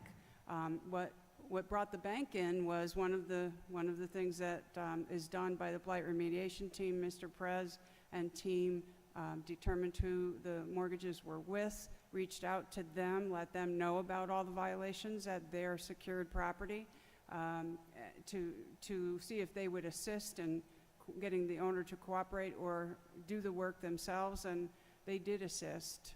The bank was very cooperative with us, and in fact, we put out a lot of money on emergency repairs in the beginning, and then the bank agreed to take over emergency repairs so that we didn't continue to put liens on the properties as we were doing to recover. But that soon turned into the bank becoming the owner of the property, and per agreement with the city and as needed, they brought on a property manager that was adequate and sufficient and has done a good job in taking over the maintenance and repairs and also the security of the property. But before it got to that point, we had engaged on behalf of the tenants there and their safety. We hired a detail of the Hartford Police Department special detail, 2 officers given the size of the portfolio, who were on 24/7 for almost 7 weeks.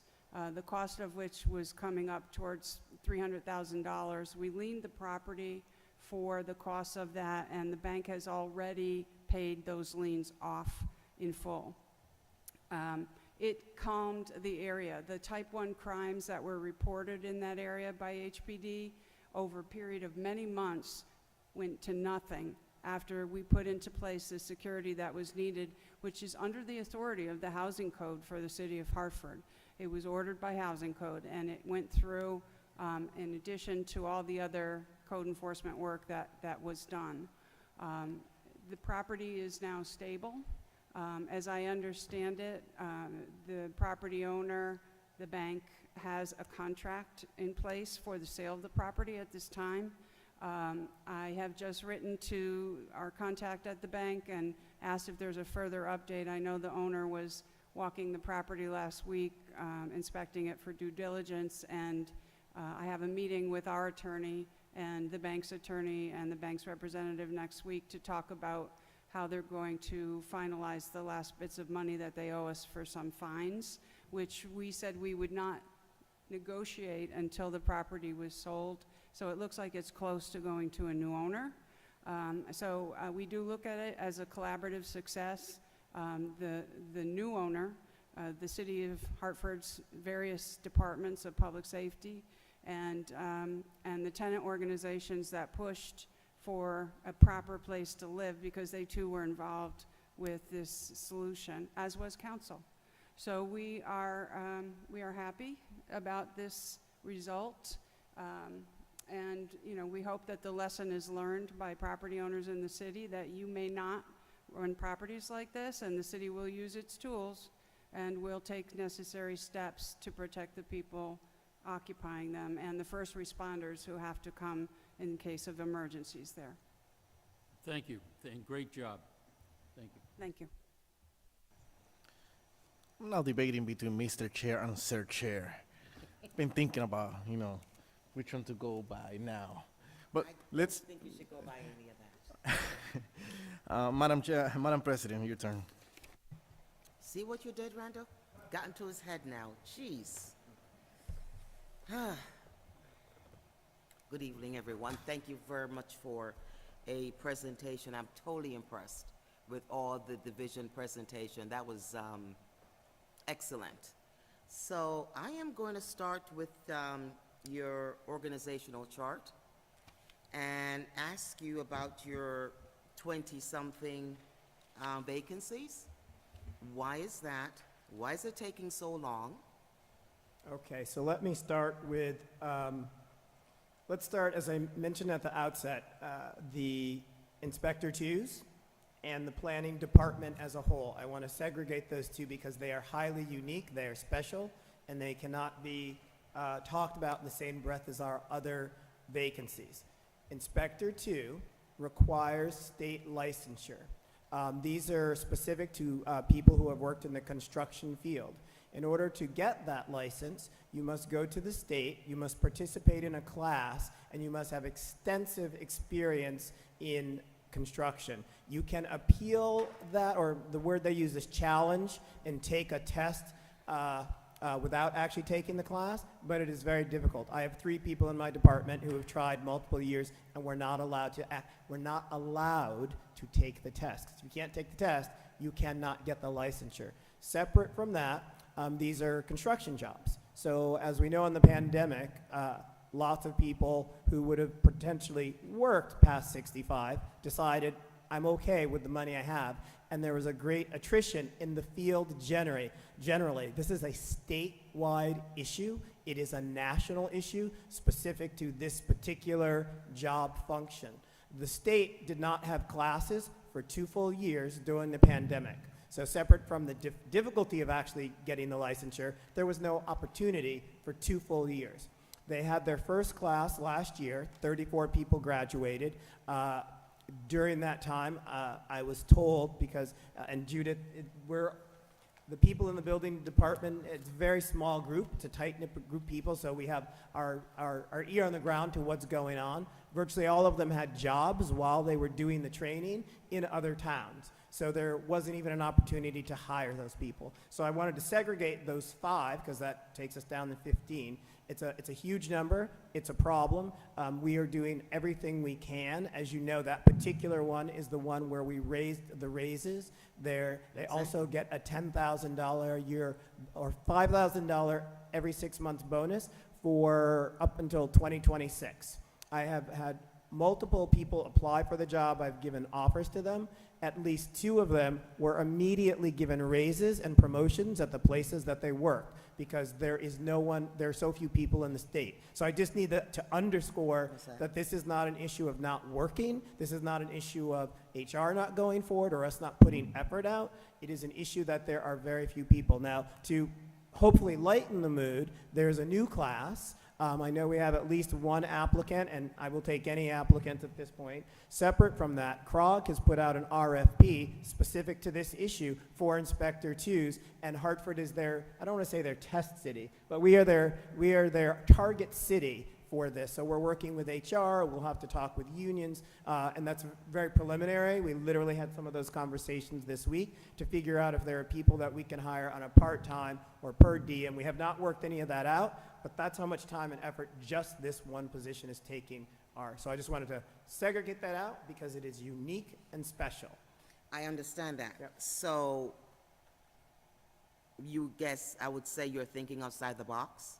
Yes, the fact that CROG has done an RFP and that we're working with them, I believe that we are thinking outside the box. I'm going to just go. Yeah. So the Inspector 2 position requires the license of an assistant building official or building official, but it is also acceptable if you have a license as an inspector, also licensed by the State of Connecticut Administrative Services. The inspector positions include an electrical inspector, plumbing and heating inspector, HVAC inspector, construction inspector, a few more. And those are, if you will, subsets of the ABO-BO license. So if you go for a building official license, you're doing all of those inspector provisions together to get the license to do all of that work. But our Inspector 2 position allows someone to come in under one of those inspector positions, and we are promoting that angle, if you will, that avenue to come into Inspector 2 because they can be hired right away as an Inspector 2, and then per the terms of the offering right now and with the union, it is acceptable that they come in and then they have 24 months to pass their assistant building or building official license test. So they can start work right away, they can do inspections right away in the area that they're licensed, which may be limited but still of great use considering that we need people, and we have people that are working on getting that done right now.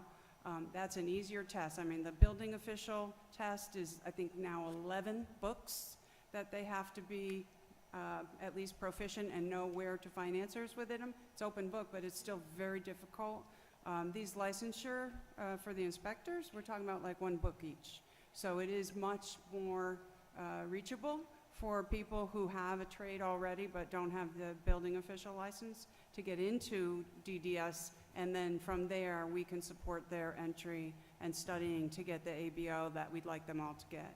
Oh, They good. do get a benefit if they come in just as an inspector, not as an assistant building official Right. or BO, but it's reduced because they're not an ABO or a BO, as we call them. But it's still an incentive, and it's a good one.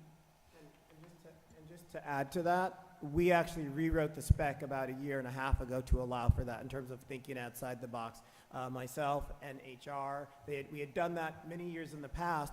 All of our inspectors were specialized, and that changed about 10 or 15 years ago. So using that model and talking with our building official, we actually rewrote the spec a year and a half ago. Oh, thank you to hear that. And I would say that if you have an Inspector 1, they could be promoted with a little bit of training to Inspector 2? Do you have an Inspector 1 position? So I think what you're specifically referring to is that there were, because they're so old, like we've done some research, and those specific titles did exist, and that's what an Inspector 1 was it had the individual titles. So that is literally something we've been talking about, as Judith said, to promote in a different way. So we've been talking about that for the last month or so. You kind of aged me there. I'm sorry? I don't appreciate you aging me, talking about back in the, it's Inspector 1, because only us old people remember back in those days from the Inspector 1 days. Okay. All right, Yes. Randall. You're batting 1,000 here tonight. I'm sorry, All Madam right. President. Hey, So listen. planning, if I Planning. may, another specific group. So to be a planner, we have junior planners, which Aaron talked about earlier, and hopefully we will have, we have one who is amazing, and she's in the process of interviewing more now with the planning team. We changed the specs on over myself and HR on at least 8 job specs within the last 2 years. A junior planner was one of them. All you need is a college degree. You do not need specific experience, although we do look for people that have at least an urban studies degree. Urban studies is kind of like land use planning light. That's the way I like to think about it. So they have at least some fundamental understanding, and a lot of it is on the job training. Fortunately, the last 2 junior planners that we had, they had done their homework because we interviewed them more than once over a couple of different rounds, and they went away and came back, and they've been excellent. So it's an entry-level position. However, and we never have issues with applicants for that. Our senior planner, it's a very broad range in terms of what we require from an expertise. You have to have had either prior experience as someone at the junior level who has been in a planning function, because there's a level of sophistication, or you have to have the academic credentials so that you understand all the underlying foundational issues. And that is another area where within our state, so Trinity just started a master's program. I'm pretty sure their first graduates will be this May. And so we will certainly be in contact with the university. I already have a couple of people that we hope to reach out to, but that's new. That didn't even exist a year ago. So that has made it difficult to hire senior planners. And senior planners, just like Inspector 2s, I have had at least 4 offers out to people who wanted to come to the Hartford area. They were not from this area. They were interested in it, and at least 2 of them got raises and promotions, and one of them had full intention of coming to Connecticut where his mother lives, but once he got the raise and promotion of a job he wanted, he decided not to leave. So that's what we're fighting right now. I mean, again, it's specialized if we are talking about people at the senior level, which is what we need. Junior planners, I think it'll be challenging to train them, but we will, as Aaron mentioned, we have a consultant on board who are some of the best in the state, and I think they'll be able to help us with that.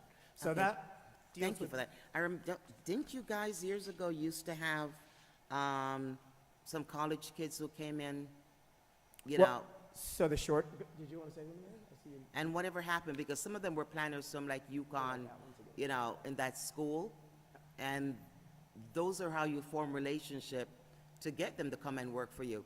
Whatever happened to those programs? So one of our junior planners was actually a Hartford UConn grad. Unfortunately, he is the junior planner who we were hoping to promote to a senior planner who is leaving the city as well.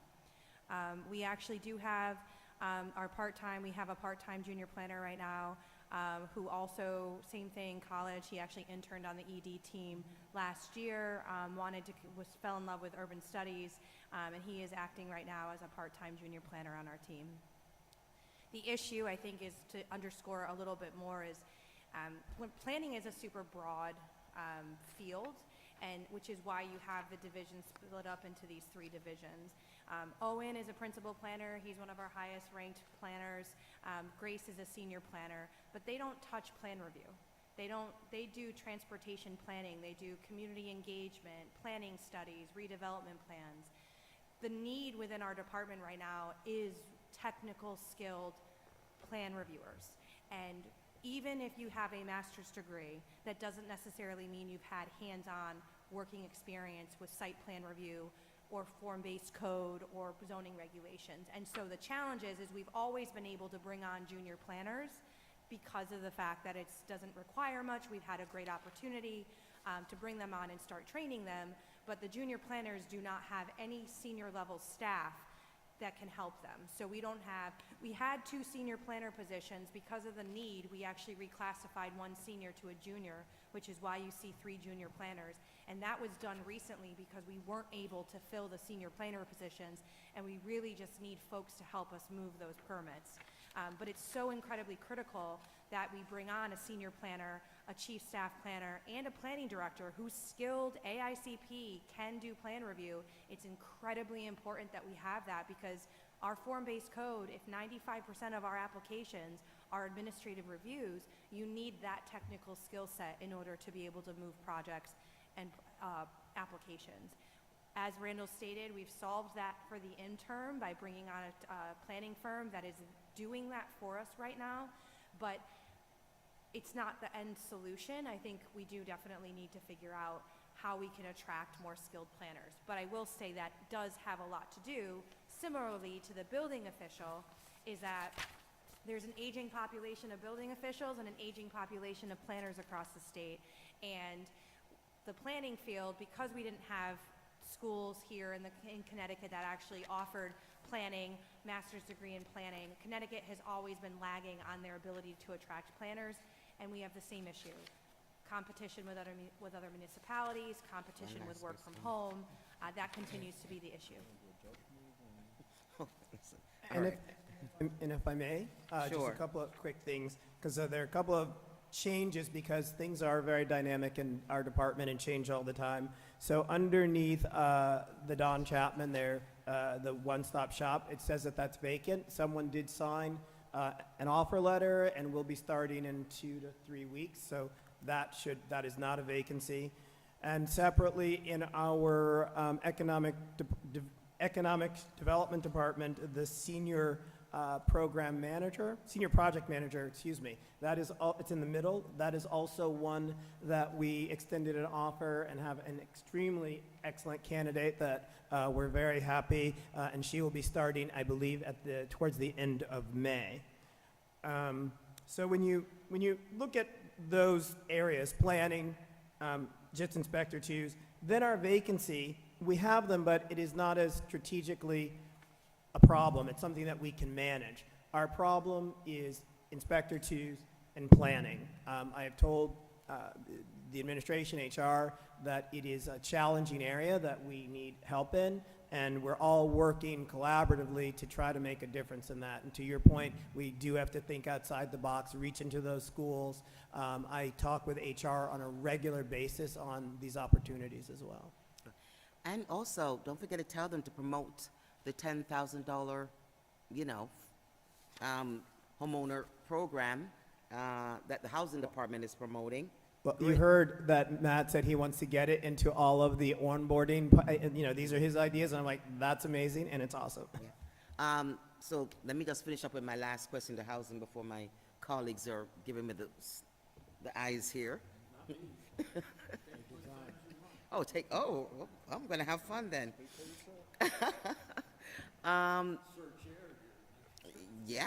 Okay, housing department. I want to say that I attend your Fair Housing Commission meeting several weeks ago, and it was very enlightening. So thank you very much for inviting me, and I learned tons. One of the things we talked about to help decrease the numbers of applications that you have is possibly going to having commission meeting twice a month. I offered whatever help we can be counsel to help you get that done. One of the things when I looked through your the overall DDS budget, you're the only department which is 100% grant funded. Yeah, that's correct. So our department. Yeah, is I'm primarily looking at this. funded It says grant funding, 10 position. through federal dollars, yes. So we receive money for administration of our Section 8 contract as well as through HUD. So that's what largely drives our departmental budget, and it's been static for, I believe, a pretty long time. So is your position grant funded too? Yes. Oh, wow. So the position of the young lady who takes care of the Fair Housing Commission, that's, Also grant funded. So she is covered by a combination of the Section 8 dollars because she also oversees the Section 8 contract with Imagineers as well as through HUD. okay. Because for us to really decrease that backlog, one of the things is, it takes a lot, because I was there for about 4 hearings that was on the agenda, and that was several hours. So my question to you is, are we going to try to ask the commissioners if they can possibly, for a couple of months, meet twice a month so we can take care of the backlog? And also, it appears that, with all the backlog, you need a really dedicated staff for the whole full time, to try to clear some of this up. What do you think? A couple things there. So first off, the Fair Rent Commission is actually meeting right now. We do meet on the third Thursday at 5:30, so otherwise I would be there this evening. Everyone is again invited next month, third Thursday at 5:30 at 260 Constitution Plaza level. We do have one staff member who's currently on long-term medical leave, and a portion of her time was dedicated to the Fair Rent Commission. So before moving forward with any recommendations on additional staff, I do want to see where it goes, what our backlog looks like when we have our full complement of services. We are also looking to send the staff member who oversees the Fair Rent Commission to mediation training at Quinnipiac University. They offer a 40-hour course in mediation through the law school. So that's something that we have heard recommended through multiple other fair rent commissioners statewide who've attended that course and found it to be extremely helpful in their ability to mediate cases before they reach the commission itself. So the volume of cases, as you saw, I believe we considered 5 at the last meeting and invited 7 onto the agenda. One of those was rescheduled because the tenant had a conflict, and one was mediated prior to between when the meeting agenda was set and when the meeting was actually held. So today we have 8 items on the agenda, which is really the maximum that can be considered at any given time. It's kind of like an airplane, like you can oversell the seats and hope that not everyone shows up, but if you have 8 cases, you'll probably be there till midnight. So that's not really the goal. So we are looking at having additional ad hoc meetings this year, and that's one of the items I believe Diana is planning to discuss with the commissioners at today's meeting. Okay, so you are planning on speaking with them and holding Yes, a couple. that is the goal. I think it's going to be necessary, at least on a temporary basis, to be Right. able to relieve some of that backlog. Okay. Mr. Chair, I'll wait for the second round. All right, thank you. Assistant Majority Leader Clark. Thank you, Mr. Chair. Randall, yes, I was not here, obviously, but I was, taking care of some things in the back, but I was watching your presentation. Very thorough, very impressed. You have a great team. DDS has been affected by great proportions over the years, and I think you have stepped up to the plate to handle such an enormous task during these times, so thank you very much for your leadership. Question, regarding the Heartlift funds, I noticed that you said 8.3 million that's been committed. Is there any funds left for people to apply to? Thank you, Councilman. We are fully committed in terms of the portion that is managed through the Chamber of Commerce. Right now, we don't have additional funding that can accommodate more applicants. But if there are projects that will either not go forward or terminate for some reason, then if there's any funding that's freed up, definitely we will consider the ones that are already on the wait list. We currently do have a fairly long wait list. Okay, thank you for that information. Are you expecting any funds to be freed up just by way of people deciding to move on from their project? As we see today, by the end of March, through the end of March report, I don't believe so. I don't think there will be any that's coming up soon. Okay, thank you. One of my favorite projects I've been working on, the Blue Hills Rec Center. Can you be so kind to give an update regarding that? Defer to Patrick. All right, thank you. So at a very high level, the last status update that we had was that contractors were continuing work on that building, and they did have an issue of they needed to restore power to the building, which they did.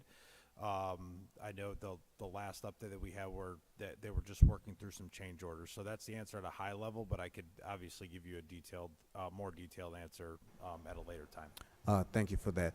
What's the expected completion date now? I don't have that. I could get that to you at a later date, though. Okay, would appreciate that, thank you. It all depends on as the change orders and how severe they are. Regarding traffic calming, and I noticed that there is some that's allocated under CIP for this fiscal year and next fiscal year. Can you talk about what that plan is for those particular neighborhoods? So I am going to bring our principal planner up and give him my seat. So Owen and Gracie, who you've heard about, manage up to $20 million of grant programs for us, and they are long-range and transportation planners, and he can give you specific detail. I am aware of all of our projects as we meet regularly, but I want him to be able to give you the detail that you're looking for.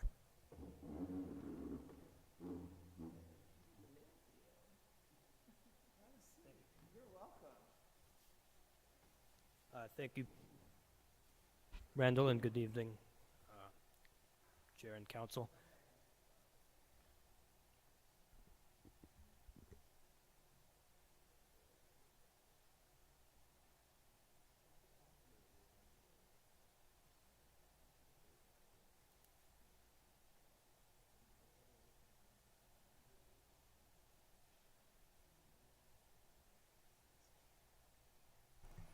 Okay, I'm sorry. Just to be clear, the question is on specifically CIP funding for traffic calming? Yes, so I've been at it for a couple of years. I know that it's handled through DDS, just really to get more of an overview as to the funding level, the projects, and when can we expect something to happen? Sure. We have a number of projects in design right now, streets throughout the city. Blue Hills is one focus, the West End is another, and a number of main corridors. In the current CIP request, two of the items can be divided approximately between Public Works and Development Services as far as traffic calming. Development Services is more on planning and design, and Public Works is more on implementation. And I'm speaking off the top of my head, but I believe the amount that will be recommended to council on the Development Services side is $200,000, and that's approximately enough to continue a lot of the designs that have been started in our department, and then approximately $500,000 for Public Works to implement some of those projects that have been designed in prior years. A separate line item is for Asylum Avenue that has been fully designed, and we are still hoping to begin implementation of that this year. That's one of our larger projects. So is it safe to say that majority of the funding that's requested in this budget is more so planning and design versus implementation? And what I mean by implementation is the construction. The majority of funding in the CIP transportation budget is for construction. Okay, which is for this fiscal year. I'm sorry? Which is for this upcoming fiscal year. What's the recommended fiscal year? That's correct. Okay. And how many neighborhoods does that actually affect? I would say the majority of the neighborhoods, there are different batches of streets, is how we've subdivided the work. So Blue Hills is one particular focus and a number of streets in that neighborhood. The West End is a little further behind. And then we have streets such as Garden Street, Hillside Avenue. We have an open house workshop this Saturday, actually, that our senior planner, Grace Yee, has put together and has some designs that she'll be sharing with the community. There are other examples throughout the city.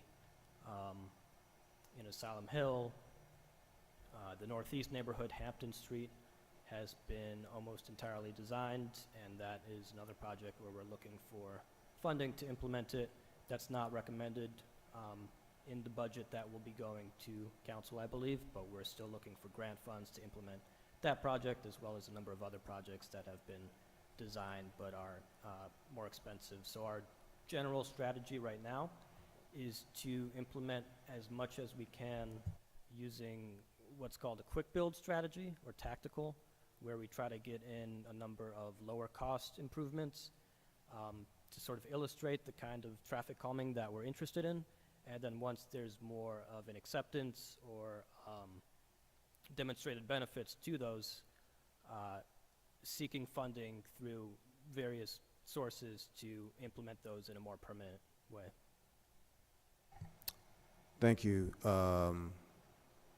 So, how should I phrase this? the level of requests by community members for traffic calming, does that, how is it prioritized? Is it by the grade, I would say, not grading, but the surveying of the street and the conditions? Is it by the conditions of the street, where you now take in consideration what shall be designed by way of community input, and then you go price it out? How do you actually categorize it and put as a priority? Community input is a very large part of that. We get requests all the time, and that definitely influences how we prioritize projects. We also have data on crashes or intersections that are known to be dangerous, and that's another method we use to prioritize the allocation of funding.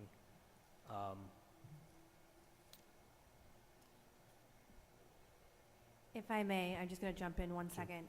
I know that some of the question might be going, in years past, there had been questions about community engagement. Our approach has completely changed. We have set aside money in everything that we do for design. There's community engagements, there's surveys, there's communication, there's mailers that go out to the neighbors, to the adjacent affected parties. So there has been in the years past, I know there had been concerns raised by council, but that is something that's taken into consideration in every single project that we have done going forward, at least in the last year or two. We have increased our engagement to ensure what you're asking, that if they're going to be making improvements to the roadway, that we've had a consensus and there's been conversations, there's been real technical guidance by DPW and others to ensure that we're not just doing something without the community being fully engaged. And I want to say that I have greatly appreciated the flyers that have come in. I received them at my house regarding the design and conversation in Blue Hills. I appreciated the big construction sign with the test pilot was coming up in December. I thought that was phenomenal, and I do applaud you all for doing that. That's something new and creative to me, even with the QR code, which speaks volumes about the level of not just professionalism, but just real empathy as to what the neighborhood should rightfully deserve. So if funding comes in, and thank you for your explanation. So funding that came in for the North Main Street corridor, we had when was that? Last year, summertime. The federal government came in and mentioned the fact that the city is receiving funding for North Main Street. I recognize that it's not in 25's CIP budget, but $7 million is for 26. Can you speak to why that is? So I can take it as nothing's going to happen until 26. I can begin the answer to that. That will be addressed also by Paul Drummy, I believe, next week. But so the total cost of that project is estimated at about $26 million. That's the last cost estimate we received. We applied for up to $25 million. That was the upper limit of the RAISE grant, and received $19 million. So we had to make a difficult choice to abbreviate the project limits to accommodate that amount of funding. We did submit a request for that $7 million in our initial CIP transportation request, but it is a very large sum of money, and due to budgetary constraints, that was not ultimately recommended. But we are continuing to seek other grant sources to fill that gap, any sources that are appropriate. We recently applied through the Office of Sustainability for an EPA, it's called a CPRG grant. Other sources that ideally don't require the city to match 20%, because that would still be a substantial amount. But we're continuing to try to find any way we can to have the remainder of that project begin construction. In the interim, we will go ahead with beginning construction, even if we don't receive that remainder. We have started that process. We're working with the federal government on a grant agreement and some of the pre-construction activities that need to happen before construction starts, but we're still planning to go ahead with construction regardless, hopefully as soon as next year. if my memory serves me correctly, there was some planning and design money, I think that was allocated, maybe about $250,000. Is that part of the budget? Has that been spent? Is that still set aside? If what you're referring to, Councilman, is one of the DECD grants that was Yes. allocated to Yeah. to North Main Street, yeah, we are using that. So some of that went into the design of the project. Some of those funds are also currently being used for pre-construction activities, so the environmental assessment that needs to be done, some of the final test pits, all of the work between the final design and the actual beginning of construction. That funding has been instrumental in being able to do that. Otherwise, it wouldn't be feasible to dip into the RAISE grant, the federal funds that we just received to do that. So that is the source that we are drawing on currently for moving the project forward. I'd also just add really quickly that from a timing perspective, even though we have the 19 million and we are moving forward, there, as Owen just pointed out, there's still some design / infrastructure stuff that still has to happen before we go out with the project. So from a city's funding perspective, next fiscal year would make sense to, if the city needs to come in and cover the gap that's existing. You're not going to be able to use the funding most likely this fiscal year anyways, so I think that was part of the reason for the decision to push that request out one fiscal year.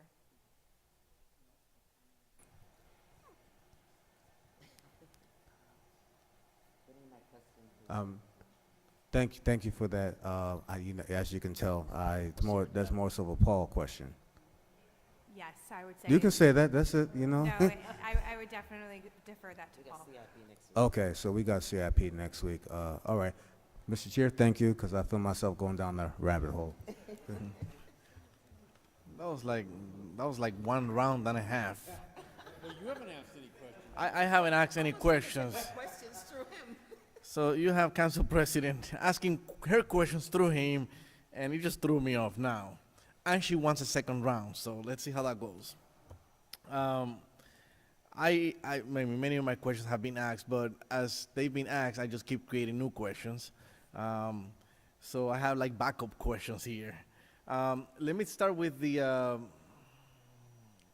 easy ones. On economic development, can somebody give me an explanation of what special development fund means? That line item, special development fund, under the economic development department. I'm going to turn to Rob Faircloth, who manages the finances for me within the department Yep. and oversees that. That fund was created when they pulled a bunch of expenses out of the CIP that they felt were not CIP, met the definition of CIP. So neighborhood plans. So it's a fund that funds a bunch of previously allocated in the CIP expenses that we have on a yearly basis. Economic development has some expenses there for assessments on properties that we own, environmental assessments, structural assessments. We have the planning, the neighborhood plans come out of there. That's about $200K a year. So that's in there. Our previous years, not this year, our emergency demo funds were also in that line, to 250 to 400K per year. 100K to Metro Hartford was also part of that line item. It was a strategic partnership with Hartford Metro Alliance. Is that everything? I'm trying to think of anything else that's in there. Yeah, so some of our recurring expenses, as he said, like Metro Hartford Alliance, there are certain organizations like the Cultural Affairs Department that our department has traditionally helped to fund over the years, and it came out of that as well. But back to his point, when I first started, those were all under CIP dollars, but CIP has a specific threshold. It has to be construction type dollars that is more than three. I mean, I don't want to say it wrong, and many of those things didn't fit that, which is why the Special Development Fund was created, so that we could continue to do our work, and it would also be reflected properly from an accounting perspective. So let's go to let's do some homework here, like homework assignment. Can you provide us a list at a later time of what items are there? Because it Yes. sounded very generic and very kind of like a little bit of here, a little bit Yep. of there. We can definitely provide that for you.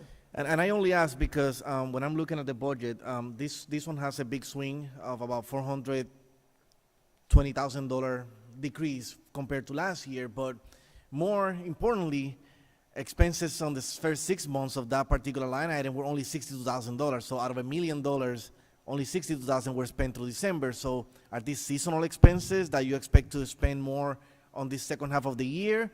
Or are there any reasons that special development fund hasn't even been tapped into this year?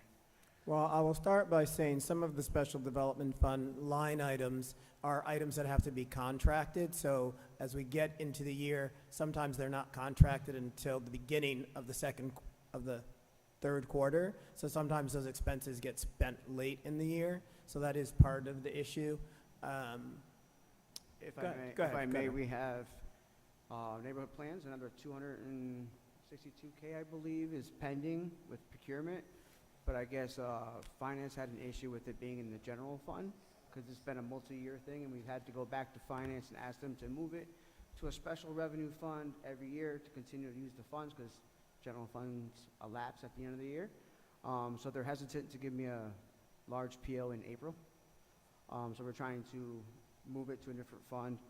Also, Homestead was in there for 150K, but that kind of got put on hold. So that never got encumbered. Not on hold? Okay, well, there was issues there that held up. The timing was, right? The timing. Well, so You want to answer?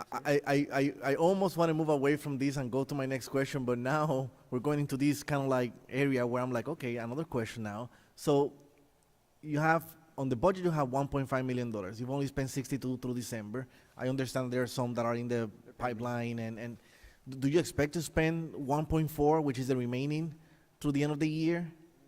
$1.4 million in, well, now we have 3 months to go. I don't know how much has been spent between January and March, but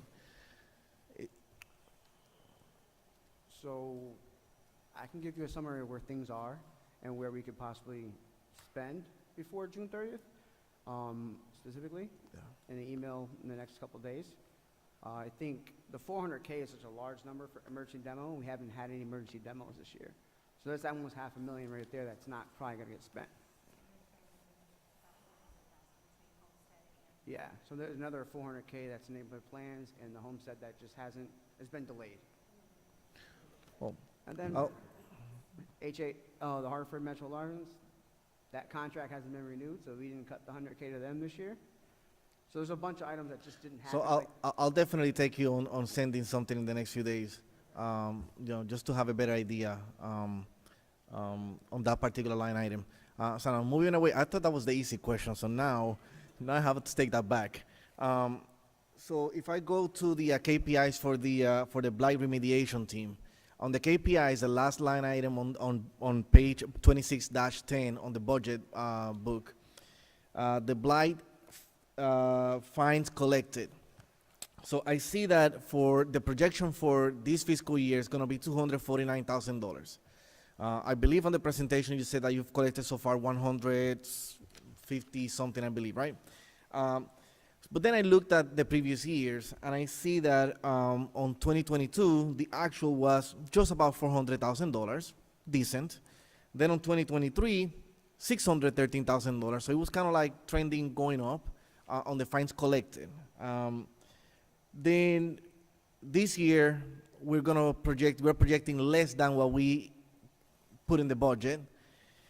But then next year, we go all the way up, and we go 300% more to $750,000. The expectation on the recommended budget is that you're going to collect $750,000, which is way out, like an outlier. It's just way outside of the norm if you look at this year as the norm, as being the norm. Is there any particular reason why, which is not a bad thing, though, if you actually are able to collect that much?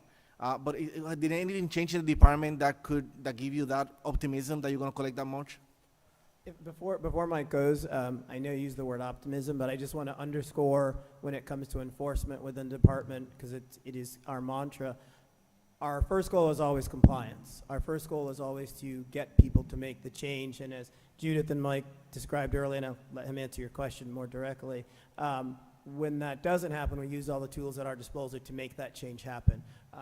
I do believe that there's been more compliance, which may be a reason for the dip, but I'll let Mike talk about the, So how much money the city's gonna take into its blight fund based upon blight fines that it's collected? It's very difficult to gauge what that's gonna look like forward-looking. This number on our report is reflective of just the first 2 quarters of the fiscal year. Although it does say collected FY '24 to date, this is the figures that we've collected through the first 2 quarters of the fiscal year. So when we took in between $600,000 and $700,000, that was based upon the fact that we received some particularly large checks based on blight liens from banks that, for whatever reason, did not want to engage with us to do work on the property. They just wanted to get rid of the liens and sent us checks for very large liens to get the city off their back. And then as a result, they just went ahead and sold those properties. We do tell banks, aggressively market your property. If you find a buyer, let us know who it is. We'd like to reach out to them and offer them to be vetted for a blight lien forbearance program. Sometimes banks will say, we don't want to be hassled with working with a municipality, maybe some bank out of Minneapolis, we're just going to pay this. It could be they've got enough money to write off losses on their taxes, and that's going to help them. And so we did get some relatively large checks come in. I do want to echo what Randall said in that blight fines and assessment of blight fines, I at least don't see it as a vehicle for revenue collection. It should be seen as a means of gaining leverage against a property that's distressed and that the city needs to do something about. So that's the main goal that we have in sight when we're leaning these properties, when we're pursuing large fines. But we're always happy to get large checks from banks. We just happen to have a year where a lot of that fell in place. Sure. We do use these proceeds to do emergency board ups, to engage in emergency work. There's a lot of vacant blighted buildings in the city. Our inspectors they're always on the lookout for openings where people can get inside for whatever reason. We get those boarded up. We call an on-call contractor. Our building inspectors will go out in the middle of the night if police call them and say, we've come upon a burglarized vacant building. It needs to be secured. We'll issue orders right away, try to get a hold of the owner and board it up. And so that's what we use that money for, mainly, and also for emergency demos. Having said that, the main goal is not revenue generation. It's leverage that we need to use to maybe foreclose on a property that's hit a dead end, that's bringing down the neighborhood, and so that's the primary focus of that. Go ahead. It's very difficult to predict how much we're going to collect in blight So fines. I appreciate the priority on compliance and remediation. I also appreciate, your history on how we got these high numbers on previous years. The question still remains, which is, how do we project that next year or this coming year we're gonna collect $750,000, which is more than any other year, at least the last 3 years, if compliance and remediation is the priority, and then we're estimating $750,000, which is a lot more than any of these years in collecting, especially when this year we've already assessed blight liens just under $500,000, but we've only collected 150-something thousand. So I don't know if it's being a challenge to collect the funding. What I'm trying to say is that I see that it's a bit of a challenge to collect the fines. based on how much has been assessed already and versus what's been collected. But then for the recommended budget for next year, we say that we're going to collect $750,000, which is a lot more than any of the previous years, and much more than this year, which is 3 times more than this year. That is the question, and I'm okay if the answer you don't have it and you want to come back at a later time with the answer. That's fine as well. Well, to illustrate what I'm trying to say, I'll just give it as an example. In the last 2 months, we assessed $70,000 fine. We received a $70,000 fine from a hearing officer following a hearing on 89 Barber Street. We secured an assessment of $229,000 against a vacant, dilapidated building at 83 Mansfield Street, 20 Clifford Street, the old St. Augustine School. We just secured a blight fine in the amount of $232,000. We're not going to stop there. We're going to circle back and hit 20 Clifford again. Those numbers are creeping up, and they may be closer to that higher end by the end of the fiscal year. It's still difficult to determine how much of that we're going to collect. I'd rather not collect a blight lien if I can offer a bona fide forbearance agreement to a prospective buyer who has demonstrated the capability to turn that property around to the benefit of the neighborhood. I just want to add 2 more points to what Mike was saying, Councilman, which is also we've increased the fines, which we talked about just earlier today, to $250 for vacant properties. But in addition to increasing the fines, and as much as compliance is our goal, both in the prior administration, the last 6 months or what have you, the last year, as well as the current administration, has made it extraordinarily strong point to us that when we do not have landlords who are complying and who are making an effort, they want us to go after them. So that is also part of this as well. Not that we weren't doing that before, but we have been instructed over the last year to be aggressive on those properties. I understand the point you're making. What is the methodology? It's a simple question. So I'm not belaboring that, but the fact that we've almost double the fines on vacant properties, that will have an impact on our numbers going forward. Okay, doubling the fines helps get me there to the why of the recommended number, which is so high. Sorry it took us so long. So thank you. Last question. There's a hot federal grant home investment partnership program. So on that grant, I see that on 2023, it was about $1 million that were spent. On 2024, we are projecting about the same thing, about just $1 million from that grant. But then the recommended budget is forecasting $4.1 million on the same grant. So my question is, that's also another one that's a little bit of a big swing. Is this because this year we're expecting that grant to grow to that level, or is it because we are carrying over from previous years because it hasn't been spent? Sure. So home dollars we receive as the city, we receive an entitlement grant every year through HUD for the Home Investment Partnerships Program. We use that money to fund both capital projects for affordable housing, as well as the House Hartford Down Payment Assistance Program. So the way those funds, we get, I believe, about 1.2 million or so in capital that's actually supposed to be spent on affordable housing projects. And the way that the state likes to see affordable housing funded, the city tends to make soft commitments early as a way to demonstrate our commitment to a project before the Department of Housing will make a funding commitment. So we will make commitments potentially 1 or 2 years before a project is actually ready to break ground on construction. So for example, Bristol in Maine, the 3580 Main Street project, we, I believe, made our soft commitment on that about 2 years ago. It broke ground very recently, and that money is only counted as spent when it's actually drawn on construction. So even though we committed about, I think, $1.1 million, only $30,000 or so had actually been spent at the time that this was prepared. So same with Arrowhead. There's about $1.1 million in home dollars at Arrowhead, which should be hopefully breaking ground sometime soon.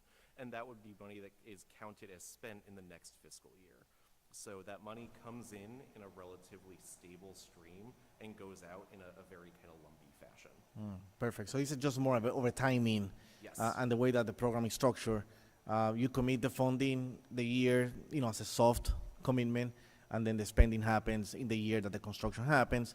And so we're saying that in this coming up fiscal year, we're going to see a lot of those constructions happening, and therefore that's why we see a $4 million for Exactly. We have a number of projects that I think we're circling on closing soon. So Bristol and Maine, Arrowhead, and then Northeast Hartford Affordable Housing is a moderate rehab of 78 units on Martin Garden and Nelson Street, for which we've allocated about $800,000. So those three alone get us most of the way there. And I only ask because, oftentimes with grants, if we don't demonstrate that we're spending the money, eventually they're going to say, wait a second, you don't need the money because for the next 2 or 3 years you've been carrying over the money, so why are you asking me for more, right? And I just wanted to make sure this wasn't one of those cases, but it's just the way that the program is structured. It allows for that. Definitely. We have a plan for how we intend to spend the money and are very eager to start dispersing it. Thank you. Apparently there's some appetite for round 2. So I'm going to go and take a survey here and see. Councilman Mitchell, do you have any more questions? I do. Councilman Mitchell, floor is yours. So really, I'll just direct it to the group and I'll trust you all to the right person will answer. I think it was, por favor. I think it was Council President who asked about the Fair Rent Commission, which seems like so long ago. But I note that our sister city of New Haven, such as it is, has, I think, they have a Fair Rent Commissioner who's a full-time employee, our former council member, Willis Bermudez, and she also has a full-time staff member. And it seems like with that level of staffing, in addition to sort of the typical Fair Rent Commission, meetings and investigations, they're able to do much more in terms of sort of affirmative investigations and other activities. And I wonder, is there a reason other than lack of money that we don't have a more robust staffing of our Fair Rent Commission? Is there like a strategic reason versus it's simply a fiscal reason? Sure. So part of our work around the Fair Rent Commission in the first couple months I've been here has been to evaluate the work of other Fair Rent Commissions statewide. So I've actually had meetings with former Councilwoman Bermudez, and I know that she's actually quite close also with Diana Maldonado, who operates the Fair Rent Commission for the city. I believe also State Senator Marilyn Moore is working to put together a coalition of Fair Rent Commissions statewide that Diana has been attending as well. So when I spoke with former Councilwoman Bermudez, I believe she had indicated that they receive something north of 300 complaints per year to the Fair Rent Commission. And when they have monthly meetings, they generally seek to have no more than 2 items on an agenda.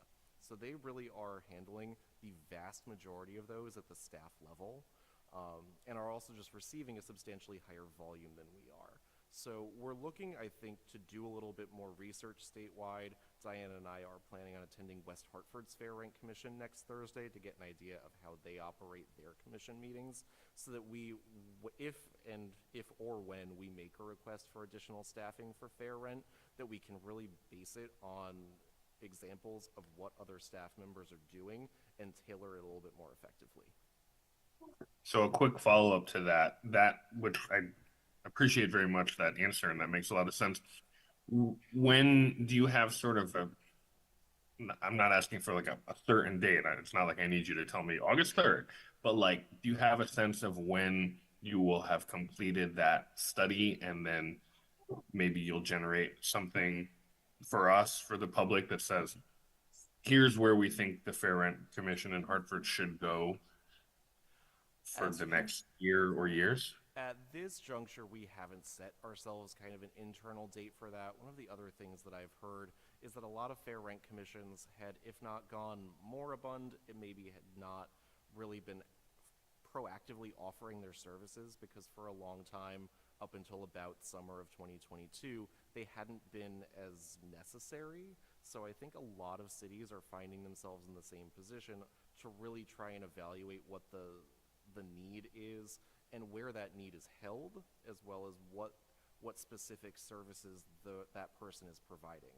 So whether that is someone who is an administrative person who's handling things like outward communication with residents as far as making sure that they are receiving their notices and that they are attending meetings, or whether that's someone in social services who connects them with other resources. I think we really need to first identify what the needs actually are, and it's a little bit longer term of a process, so I don't want to give you a date.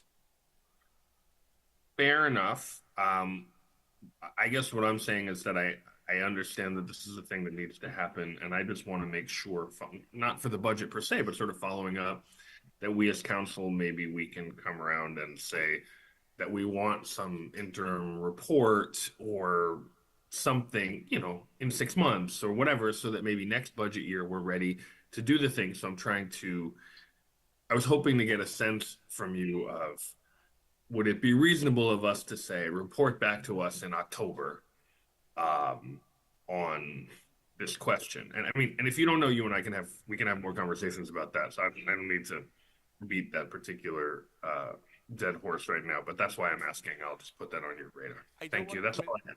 I don't want to commit to October right now with this microphone, but I do think that on a timing level that is probably reasonable, give or take a month. That should give us enough time to kind of see really the state, so to speak. We can talk more about it. We don't have to worry about that. I appreciate the answer. Thank you. And I'm all set, Mr. President.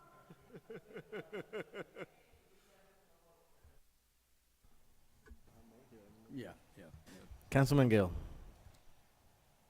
Thank you. We redid the housing code. It calls for this rental licensing program. The redone code came back to council, and we were asked to extend the time frame because we weren't able to ramp it up in accordance with the original time frame.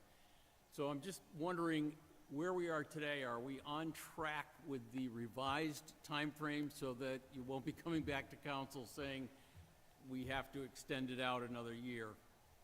We are on track. The first tier, which was due July, in the new timeframes, was due July 1, 2023 through October 31, 2023, included the buildings with 40 or more units, hotels, motels, rooming houses, and group living. We have full compliance on the hotels. We have close to 80%, no, more than 80%. I tell you what, I'm good. If you Well, say we're on, I don't need to know. we're good. I don't need to know all the dirty details. We're if good, you say and- we're on track, I'm good. In fact, we're ahead because the 10 Better. to 39s that were originally due this year, 2/3 of them applied already because they were compliant on time previously. So we're ahead of the game. That's great. Glad to hear it. Heartlift. I've heard very specifically that some of the Heartlift grants that are coming through tenants of Shelbourne are being held up because Shelbourne owes taxes. And I take it and it certainly makes sense because I know we've had plenty of residents complain when the city looked like it was going to give some benefit to somebody who hadn't paid their taxes. I certainly understand why we built into any program that you don't get the benefit unless you're at least current with your taxes. The problem that I'm going to ask you about with Shelbourne, though, is it seems that the one that's getting hurt is the small business who is trying to open up somewhere and is not able to move forward. Do I have that right? And if so, is there a workaround, or where are we going with that? It just doesn't, it seems upsetting that some small businesses may be getting held up because the property owner hasn't paid their taxes. Correct. And I know Shelbourne, just to complete that thought, Shelbourne has complained bitterly, And I know they're right to a degree. Their vacancy rates are much larger than they were before, and their taxes, although I'm sure they've appealed and I'm sure they're trying everything in the book. But I understand their particular problem. Not that I'm terribly sympathetic to it, but anyway, go ahead. Yes, thank you, Councilman. So, a couple issues here. One, the tax obligation, it is governed by our city ordinance that they do have to pay their taxes in order to do business with the city. However, the workaround that you had mentioned is that they can have a payment plan, that they can work with the tax office and come up with a payment plan. Does Shelbourne have a payment plan? I don't believe so at this moment. Is anybody working with them to try to get them to? It is the tax office.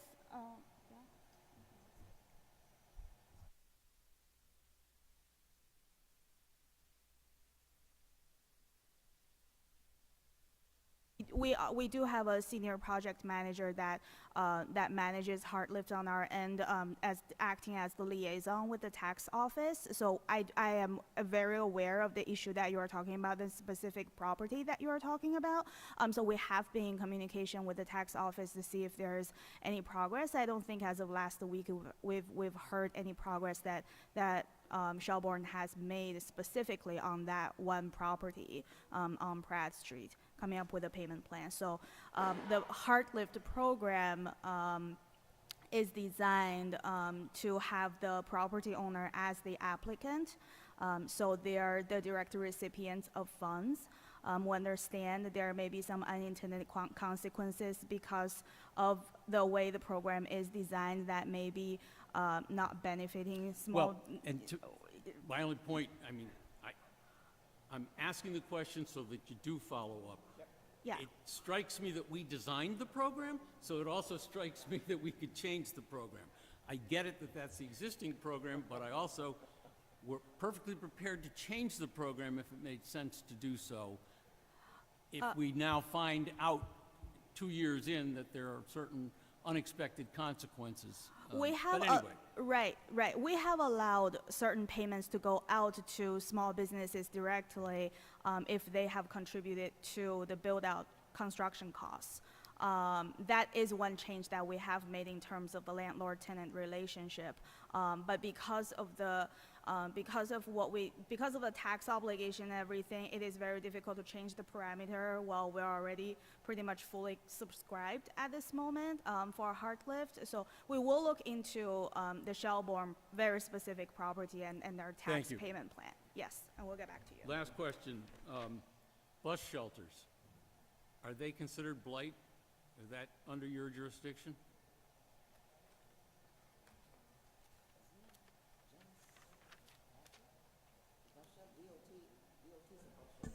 Well, that's what I'm asking. That's whose responsibility it is?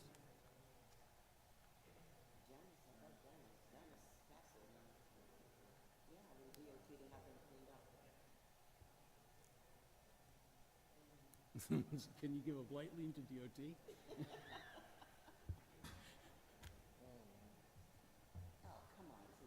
We own the bus shelters, though, don't we?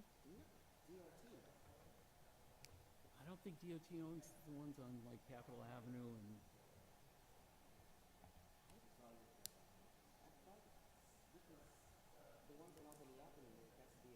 Yeah, So, hi, I'm so sorry about that because you asked a unique question. So and as you know, I worked for the DOT for 8 years before I came here, and I specifically worked with the and we public just transit. decided we're not talking about Albany Avenue because that might be DOT. Right, but just generally speaking, except for CT transit stations, downtown, the bid oversees and cleans. And they're all nice and clean and beautiful. Because the bid they have money, and the bid participants pay for that to happen. In the rest of the city, unless we have done something special, we own them. So when there are breaks and things like that, we do let DPW know. However, the state has begun to speak to us, and I don't have all the details, so I don't want to say it inaccurately. Before I left, there was an entire program, because no municipality does. We owned like 5, the state, not the DOT owned like 5 bus shelters. And in municipalities, that's always a problem. Who's going to keep them in good repair? So I believe the state has just come up with a program that has not been initiated yet, where they will actually take ownership of certain bus stops, but it's a collaboration, and it's iterative. Your question was, do we treat them as blight? Most of them are ours, so when they're broken, I will call DPW myself. Sometimes I'll call CT Transit if it's something that they take control of, or sometimes I call bid. So I heard the question, and then I know that Janice Castle had an arrangement where she did some designs on some of them on Albany Avenue. So we are working kind of in a broad sense to make them better, but we actually own the bus stops outside of the ones that we specified. Thank you, Sir Chair. I'm loving this second round. Randall, that's your fault. So, guess what? I'm going Madam to beat up on President. Randall for that now. Sir Chair. Let's go back to the blighted properties. One of the things, Mr. Perez, you talked about, good idea with the survey to actually see where the blighted properties are throughout the city, so you have a list of them from your survey? We flagged vacant properties that were significantly dilapidated. We actually worked with an urban studies class from Trinity College, and they walked through some neighborhoods. Our 2 inspectors did the entire city. Also, we incorporated the students' findings with ours. So what we've captured, we wanted to make sure we knew the universe of vacant properties, with the exception of the North and South Meadows and most of downtown. So we have a list of properties that are likely vacant, and we have a list of properties that are likely vacant with significant dilapidation. And so that's a tool that we're using to determine, first of all, which properties we already have in our enforcement process, which properties are works in progress. We vet that list in multiple ways. We check to see which of those properties have recent permits where there's work ongoing. We look at conditions on the exterior, so even if you're doing work on the property, but the exterior is a mess, we're still going to get a hold of you. And so what we've done was we've sort of triaged what we thought are the properties that need to be addressed right away. We're coming into the warm season where we generally start to more intensely ratchet up our enforcement and get out and do title searches and issue formal orders and notices and follow up with citations. So we're in the middle of that right now, the beginning of spring. So that was the purpose of that. We want to do it every winter so that we can compare results. We're going to use it as a tool to track outcomes on those properties that we flagged, so that from year to year we could see what progress we made and pull out any other patterns that we see there that may be useful. No, great idea. One of the things, since I've been in council, I've been extremely vocal on, and that's home ownership. And, as you're going through and you're talking about, looking at my notes, some tax deferrals, working with the assessor's office, for people who take over the blighted properties, are most of these people investors? And if you were to work with the housing department to try to get some individual who might get some tax assessment, tax break, to become homeowner to help increase our home ownership. If you think about any kind of partnership like that may happen? Absolutely, and an important partnership is the partnership with our partners, like the Land Bank and like Habitat for Humanity, that can turn these properties around and get them into the hands with strings attached to owner occupants. So that's a main strategy. We can use our RFP process and try to go out and look for potential homeowners. Also, what we're doing in our enforcement process, like I indicated before, is we're putting an emphasis on vacant blighted properties. We obviously have an aging housing stock. We have an aging housing stock of properties that are occupied, some with tenants or owners that have lived there for many years. My heart goes out to them. We do what we can to point them in the right direction where they can get funding, whether it's through Housing Preservation Loan Fund with our housing division, whether it's Hartford Community Loan Fund. We routinely put contact information for resources like that when we send out formal letters or emails.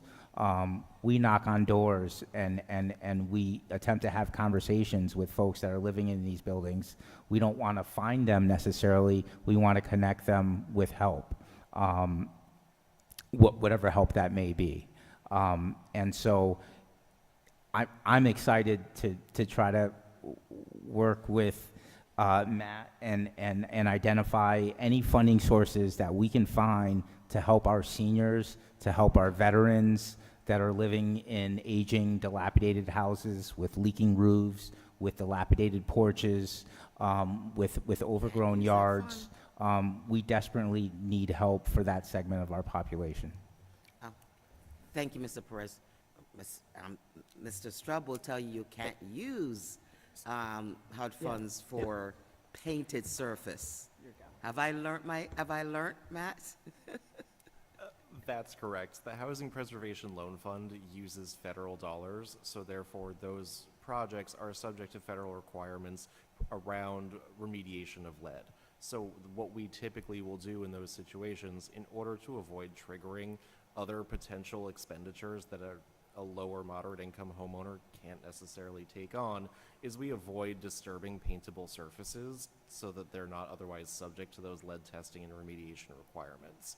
So to that end, the Housing Preservation Loan Fund most frequently covers expenditures around roofing and gutters, chimney repairs, HVAC, and hot water upgrades. We are referring people out to Connecticut Children's Medical Center, which does offer both lead remediation funding as well as lead encapsulation dollars for projects in which they are not necessarily removing the lead, but they are stabilizing lead-based paint, depending on the needs of the specific project. Good to know. Thank you. And if I could add, Councilwoman, to the point that you made to both Mike and Matt, increased gap funding is something that could also help with that goal of increasing home ownership, because that continues to be an area where we don't have as much funding as we would like. Yeah, thank you. It was the special development fund. Just one last request. In the presentation, there were several projects that needs updated. If we could get those updated lists and sent to us for all the projects that we have allocated funds for, but needing to know, Councilman, geez, I'm like really tired. Oh my God. All right, it's time to go home. Yeah, let me call him from, to ask about the Tower Avenue project. We don't know, those funds were allocated over the last year or so, the rec center. You know, so there's so many projects that funds have been allocated for over the last year. Would be great, you know, and I think you have a couple of those in your presentation. If we could get an update where the completion, where they are. Yeah, Yeah. based on some of the feedback that I got tonight, I've already planned to put a complete list of all the projects that were listed, and I'll be sure to email the entire council of where they are, what they need, if they need anything, and an anticipated completion date. Yeah, that'd be a big help. Yes, Councilman Clark, thank you very much You got for it. that. And before I let go, Sir, Chair, can I just make one last statement? Oh, I got permission since I called him sir now. Aaron, I want to thank you so very much for your commitment to the city. When I became chair of the Planning and Development Committee, well, four years ago, I knew nothing about economic development. I knew nothing about DDS. And you have taught me so much about term sheets. Boy, I really think I could apply for one of those DDS jobs now, Knew about term sheets, going to the Planning and Zoning Commission, knew about land use, things I would have never would have known. And so thank you for the education. Thank you for the knowledge, because you have made me a better council person with the knowledge and being a committee member in the Planning and Economic Development. So thank you very much, and all the best in the future.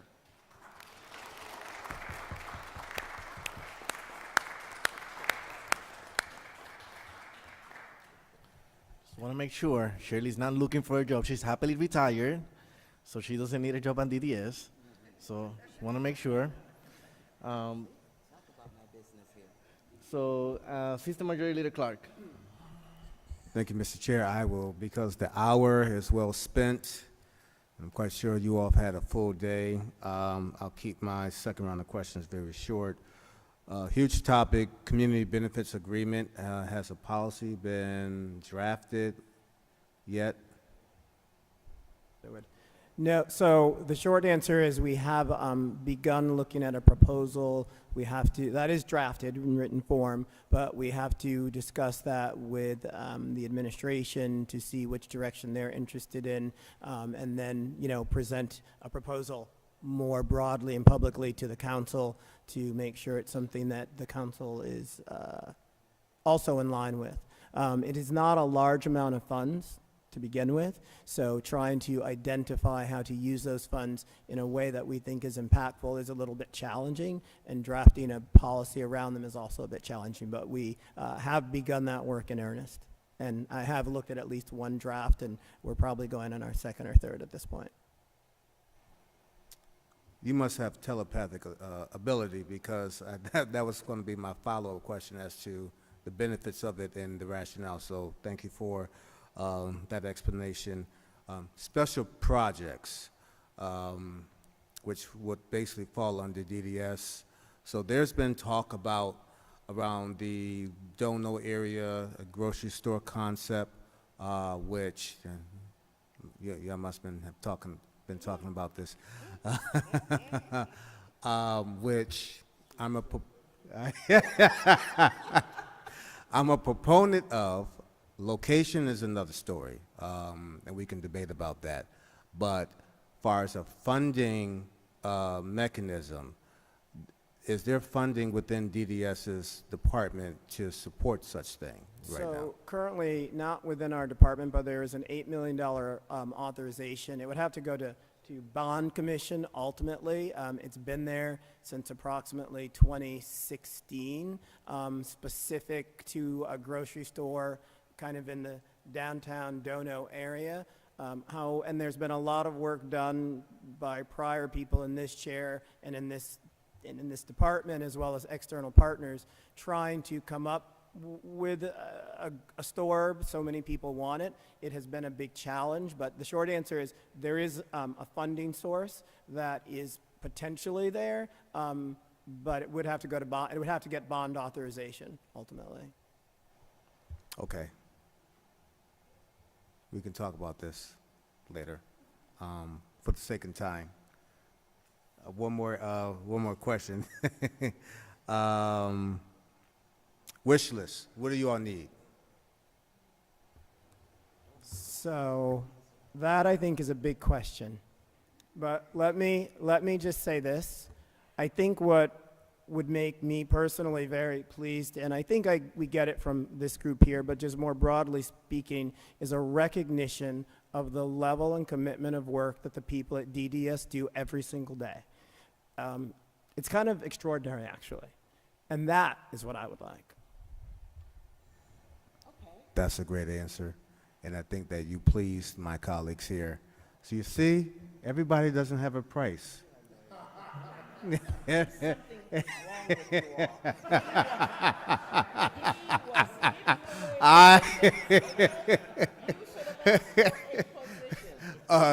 So if you need. Well. Okay, all right. All right. I have to be very gentle here, but we talked about the challenge with planning and inspector twos. We will have junior planners. That's not going to be a problem. We have one senior planner position currently. Because of the changes, things happen so quickly in our department. I'll just make a quick comment about that. All of our functional units are extraordinarily important to the city. DDS is extraordinarily unique because so many of our positions are specialized. So when there's not someone there, I don't have someone to do the job. DPW, nothing against them, but a lot of people are 17, 16. When there were 75 people out, they just shifted 75 people into those roles. We don't have that ability. So having those specialized people in those jobs filled is important. So if by God, for mercy, there was a senior planner position, an extra one, we certainly wouldn't turn it down. What's the salary scale? What's the salary scale for a senior planner? It's approximately, I want to say it right, 69 to 79. It might be 81. I have a lot of different salary tables to know. I think it might be 80 or 81K max. Okay. Thank you very much. Appreciate your hard work, all of you all. I recognize that most of the leadership team is fairly new, very familiar faces. Look forward to continue to work with you all. If you need anything, please don't hesitate to reach out, and I'll do my level best to help you. Aaron, thank you so much for your service. Greatly appreciate you. I'm glad you're not going far, and so thank you for your hard work during this time. Thank you, Mr. Chair. Sir Chair. Oh, sir, Well, you have officially broken the record. I think we spent 2 hours and about 10 minutes with the police department, but this is 3 hours and a half, with this department. But it was a good conversation. Thank you all for staying here, sticking with us. I thought by this time you guys were gonna start playing musical chairs, but I appreciate the presentation, all the questions, all the answers, and Mr. Davis, we do appreciate the department, and we recognize it now publicly that it's extremely important to our city. We understand the difficulties of the hiring and the difficult positions. So on behalf of our core common councils, thank you very much for all you do, every single employee under your department. Thank you very much, and this concludes our meeting. Our meeting has been adjourned.